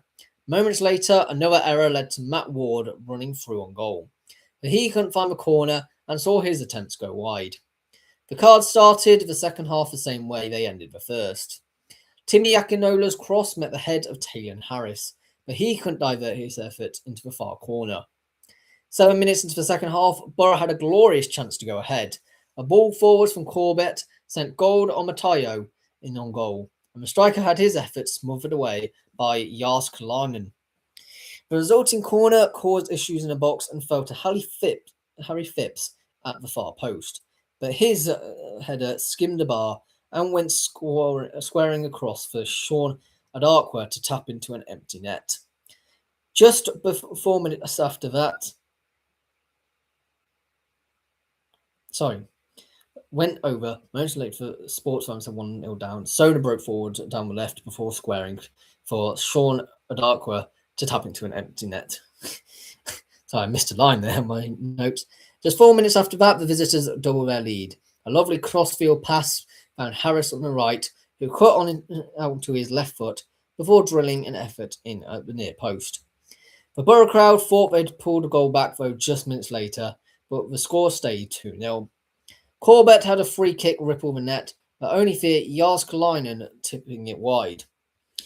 With 8 to go, Woking added a third, though, through Josh Ayres. A defence-splitting pass allowed Ayres the time and space to pick out the bottom corner to seal a win. Josh Rees came close to pulling one back, but his efforts skimmed the post and went behind. On to the pre-season friendly between Chester and Crewe Alexandra, which was a 0-0 draw.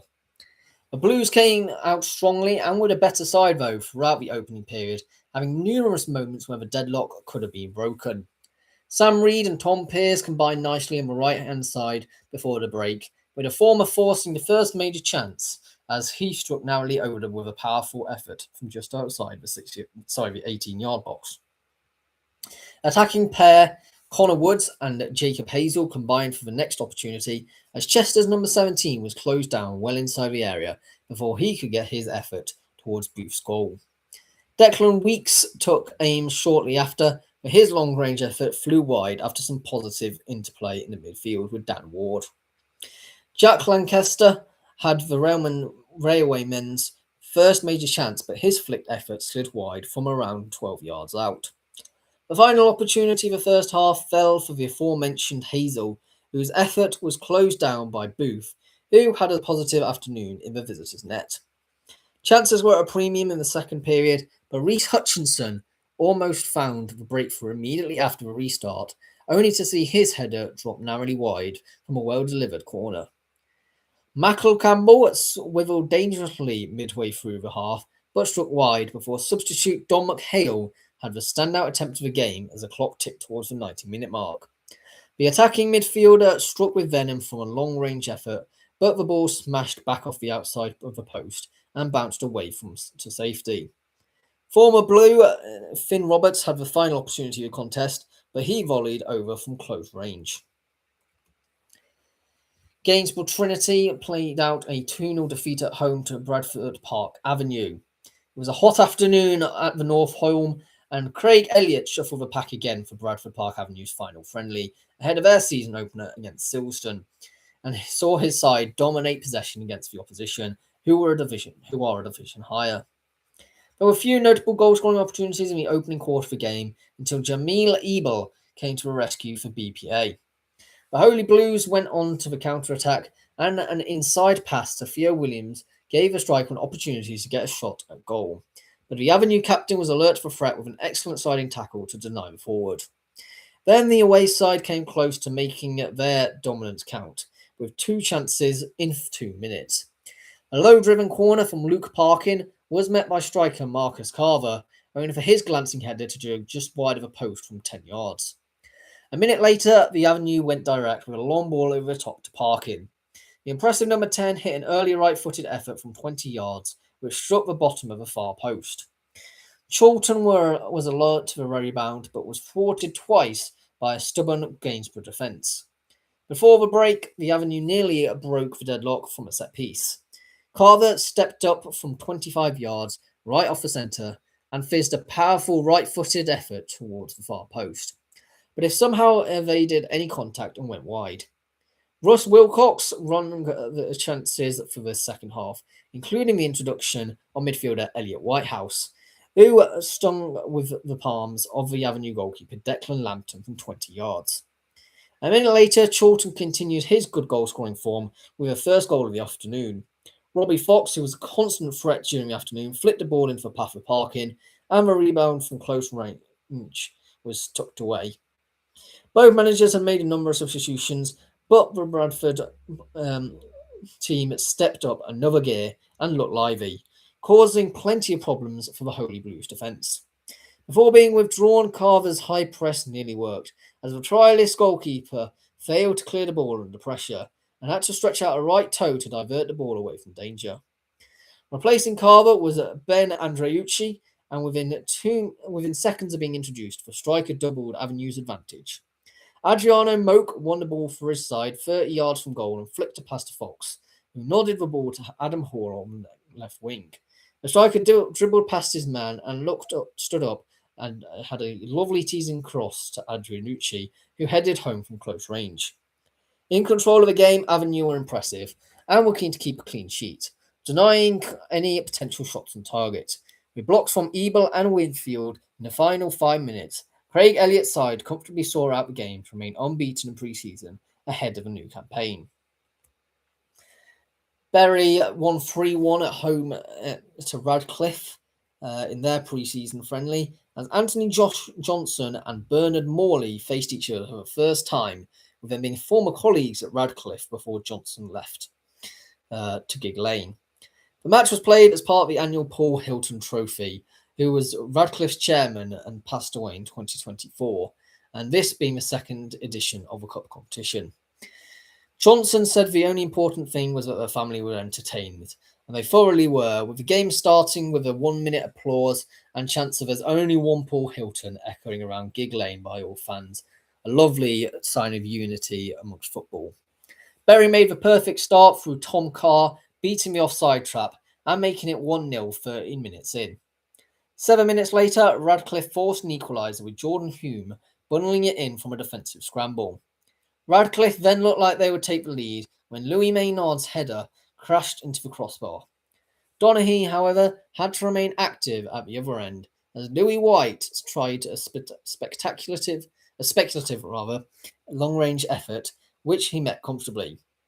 Radcliffe started the second half well, with Mitch Allen having to make a couple of saves from substitute Carl Hawley. Rustum Steppens then saw his effort comfortably saved by Donaghy.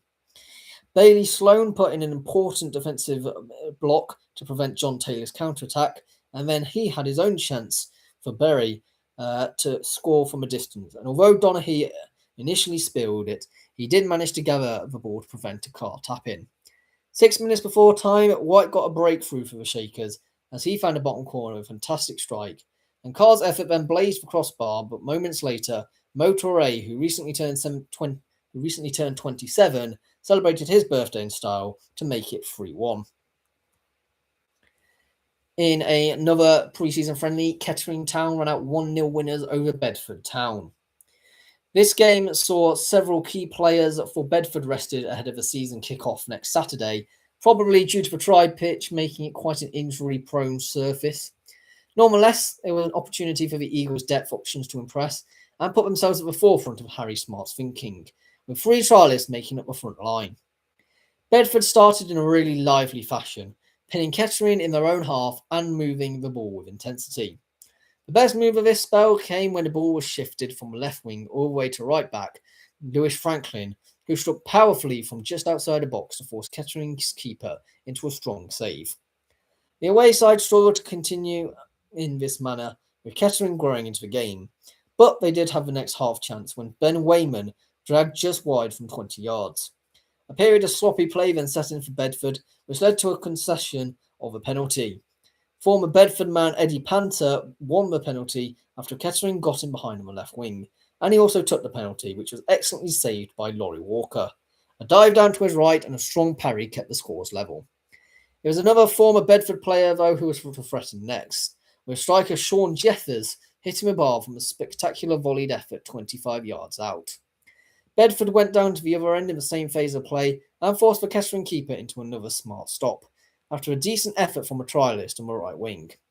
It was 0-0 at half-time, and a bright enough start to the second half was made by the Eagles as Eno Nato drove into the box with intent, before scuffing the shot wide with his left foot. Another moment came when Lewis Franklin rolled the ball into the path of Manny Duku, playing as a trialist, who attempted a snatched effort, which was comfortably gathered by the goalkeeper. Things then seemed to fall rather flat as the energy evaporated from the game, allowing Kettering in to eventually find a winner. This came when the home side released the ball straight up the pitch from a Bedford free kick, and the Kettering number 11 got in behind on the right. His left-footed effort found its way past Laurie Walker and into the net, and Bedford conceded their first goal then in the last of their 5 pre-season friendlies. Kettering's 11 nearly made it 2 in the game's late stages, hitting the bar when he funked an effort, but the game was to drift towards a 1-0 scoreline. The most shocking thing is that after the match, Poppy's manager Liam MacDonald stood down as manager, with Nick Green and David Bridgewater taking charge of the Poppies going forward. Hartlepool United rounded their pre-season off well with a 1-0 win at home to Fleetwood Town. The Cod Army made a lively start and appealed for a handball inside the opening 3 minutes, with Andy Cannon believing Max Merrick had collected a ball outside the penalty area, but the officials remained unmoved, and the hosts soon began to settle and created a handful of promising openings. Rhys Bennett was called into action after 12 minutes, producing a well-timed sliding challenge to prevent Chris Popov from racing in behind. Town were dealt an early blow shortly afterwards when Jake Batty went down clutching his left leg. The defender was unable to continue and was replaced by Finley Potter on the quarter of an hour mark. The contest developed into a fiercely physical encounter, with neither side able to find the required quality in the final third during a closely fought opening period. Town's best opportunity in the first half came after 38 minutes when a ball dropped kindly for Mark Helm on the edge of the area. The midfielder reacted quickly and struck on the turn, forcing Merrick into a solid save. The Cods came within inches of breaking the deadlock just 2 minutes after a restart. Lewis McCann beat his man before cutting the ball back for Harrison Neal, whose first-time strike rattled the post. Jay Lynch was called into action at the opposite end 4 minutes later when Hartlepool broke through on goal. The Town goalkeeper reacted sharply to push away the initial effort from Popov before recovering quickly to gather the follow-up. Town continued to grow into the contest and began applying more pressure as they searched for the opener. Neal delivered an inviting cross into the area for Bennett, but the defender's header failed to trouble the goalkeeper. Shed Evans almost made an immediate impact from a bench when McCann headed the ball back across the goal at the far post. The striker looked certain to score from close range, but Merrick produced an outstanding point-blank save to keep the scores level. There's a host who came closest with 2 minutes remaining when a powerful Brooklyn Ilunga effort from inside the area crashed against the post, and Hartlepool then snatched the decisive goal in the final minute. A long ball forward released Corey McKeown into the space, and he kept his composure to guide a low finish beyond Lynch and into the bottom corner. In an exciting pre-season friendly, Solihull Moors fell to a 4-2 defeat at home to Northampton Town. It was Millington's men, though, who started on the front foot, taking the lead after just 5 minutes when left-back Cam Green put the Moors ahead with a powerful right-footed drive into the bottom corner from the edge of the box. After having his first shot well blocked, Solihull looked more and more comfortable as the game went on, dominating the midfield battle with Shipston, Hines, Sabara dictating the tempo with their work rate and slick passing. Shipton in particular snapping into the challenges and winning back possession on several occasions against the League 2 opposition. Unfortunately, Shipston took a knock around 20 minutes in and getting caught by a late challenge on the touchline. Despite his best efforts to carry on, he was forced off shortly afterwards, being replaced by Ben Warman on the 25th minute mark. Alex Whitmore was agonisingly close to putting his side to a head, heading a lovely cross from Sabara narrowly wide after rising highest in the box.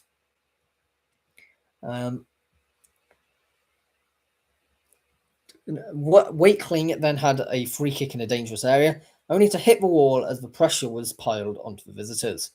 Northampton, who finished bottom of League One last season, equalised in the 32nd minute after a moment of magic from Kamari Sawyer. The winger burst down the right flank and beat two players, holding off a challenge from a Warman to lay the ball across to Matty Warhurst, who made no mistake from 4 yards out. Not content with pulling level, the Cobblers went ahead on 36 minutes. Connor Evans, the man to convert from close range, and Sawyer with another assist from the right. 51 minutes in, an extremely soft penalty was awarded to Northampton, with half-time substitute Ben Wadsku appeared to have make very little contact, but the referee pointed straight to the spot. Elliot List tucked it into the bottom corner, leaving Nat Ford with no chance. So therefore it was 3-1 to Northampton. Ford was forced to make up for his own mistakes 2 minutes later. A rush clearance was played straight back into the opposition, leading to a great chance at the back post, but Ford got done well to deny the attacker. The game was out of reach, though, was put out of reach in the 64th minute, with Moore's defender Alex Whitmore off the pitch receiving treatment for a knock. Sawyer was yet again the thorn in the Moors side, firing a great effort off the inside of a post which fell straight to the feet of substitute Sam Hoskins, who fired it in at the second attempt to put his side 3 goals ahead and 4-1 up. Wakeling scored the final goal of an exciting end-to-end contest as Green's free kick was nodded back across goal and fell to Wakeling, who reacted fastest to give his side hope by netting from close range. Connor Wilkinson tried to reduce the scoreline further, firing just over the bar with a final kick of the game. Works Up Town beat Sheffield United's second team 3-1, and the game began with both sides being tentative with possession of the ball and neither side threatening in the opening stages. The Tigers started the most positive of the two sides as a brilliant opportunity fell to Alex Starkenko. The ball was swung into the box by Ollie Greaves and the bouncing ball fell kindly for Starkenko, but his effort was drifted over the crossbar. Throughout the first half, the Tigers were beginning to find success from long balls played into Redford. As half an hour of football had been played, the tactic came to fruition, as the ball was played long into Redford and a lovely flicked header went over the top of the Sheffield United defender, who was caught flat-footed. Liam Waldock did all the right things to get into space, but his shots went straight at the keeper at the near post. The biggest chance of the game so far at that point fell kindly to Ollie Greaves, as the Sheffield United goalkeeper gave the ball away cheaply just outside the 6-yard box, but his cushioned shot hit the crossbar. The Tigers' first half performance was rewarded as Ollie Greaves won a penalty on the stroke of half-time. Up stepped former Sheffield Wednesday player Liam Waldock, who comfortably slotted it into the bottom left-hand corner, just out of reach of the goalkeeper, to put the Tigers 1-up on the stroke of half-time. The teams were both quick into action as the second half began, with both sides attacking with more intent. The Tigers extended their lead to 2 as a long looping cross from Mason O'Malley rattled the upright, which made the keeper dive for the ball. However, Alex Starkenko was quick to put in the rebound into the back of the net. The visitors did respond though 10 minutes later as Bailey Miller scored to make it 2-1 with a rebounded effort, which hit the bar and went over the line. Any chance of a comeback though was short-lived for the Blades, as in the 74th minute, as Liam Waldock set up Josh Wilde for a bullet header at the back post from a corner. AFC Whiteleaf ran out 2-0 winners against Whitstable Town in AFC Whiteleaf's last game at Church Road, for now at least, as that happened to be against Whitstable, as the hosts were playing league football at Cray Wanderers this season due to a ground grading issue. Leaf won the Isthmian League South East playoff final last season against AFC Croydon Athletic, meaning that they needed a temporary new home to be able to compete in Tier 7. Whitstable Town won the game through goals by Francis Mapolo and Ryan Gondo in a game that was actually a replay of the 2024-25 FA Vars final. Both sides last season won the playoffs all season, but Whitstable have a new boss, Lee Martin, who came in May.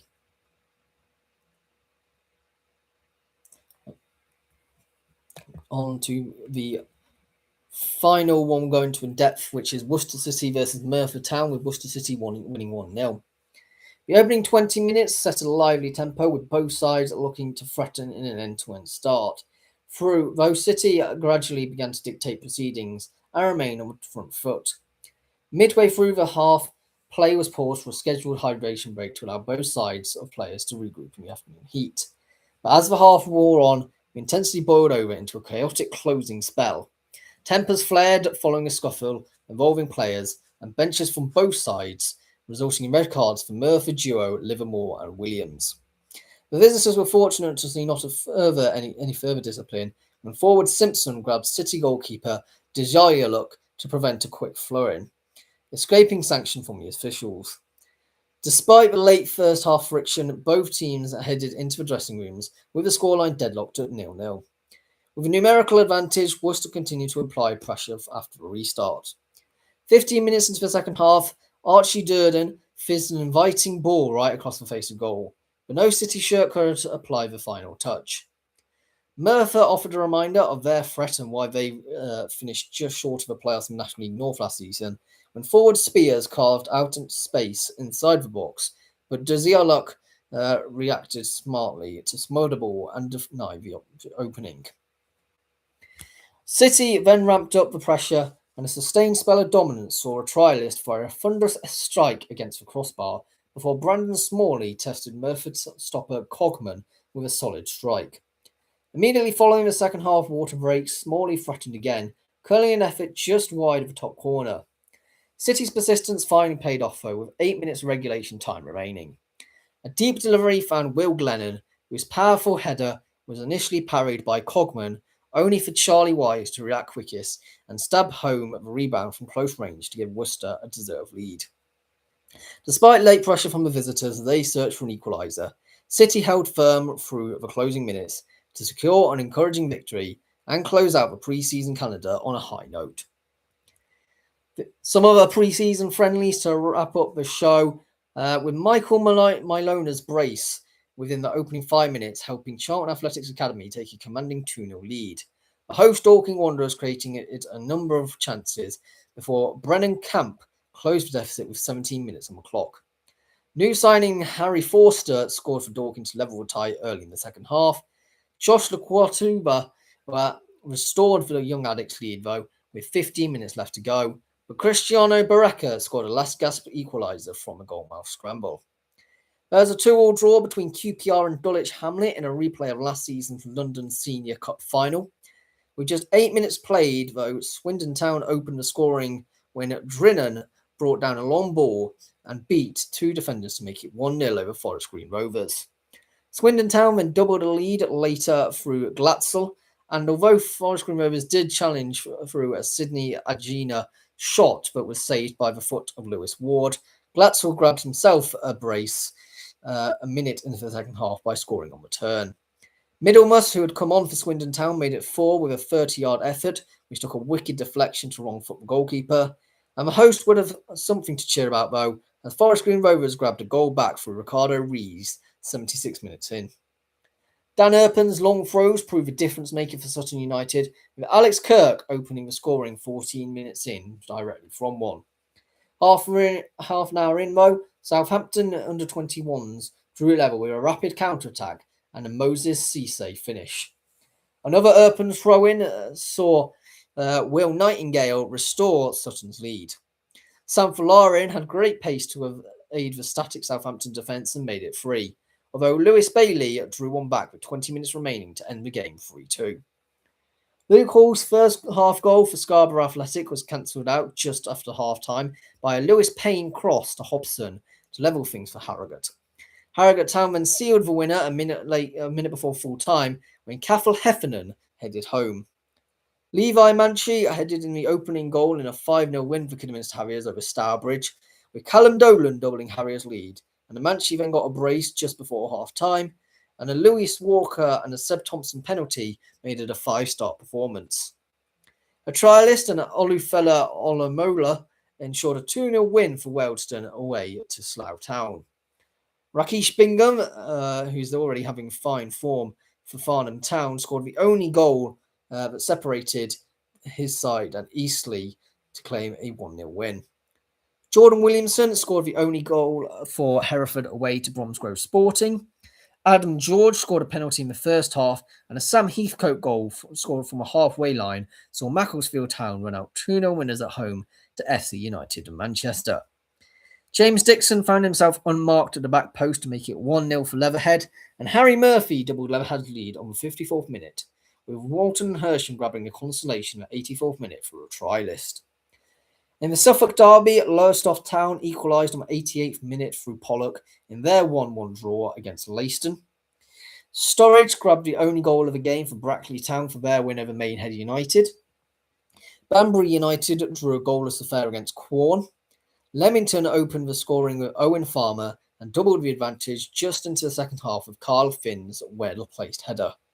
Yate Town then reduced the deficit through experienced striker Chris Zabrowski, who scored while lurking at the back post. However, Leamington restored their 2-goal cushion through an Arik Yahaya tap-in on the 75th. Thank you very much for watching. Please do subscribe if you're new around here. And thanks for all for the support recently as well. We've reached 280 subscribers, so a huge milestone as we look to try and get to 300 by the end of the calendar year. So thank you for all the support for that. Also, a special thanks to Non-League Paper for giving me the headlines of the stories, and also for club websites, for BBC, for TalkSport, for league websites, and all for providing depth needed. I've got my League One predictions coming out tomorrow evening, and then on Friday we've got our the predictions videos are back as I predict this week's FA Cup, EFL Cup, and I believe it's the start of the National League season as well. So a lot of games for there to predict, and obviously the Non-League show will be back next week looking at the start of the National League season, as well as some of the FA Cup games that I talked about. I'll be going to San Diego Town tonight, but I'll see you all in the next one. Goodbye for now.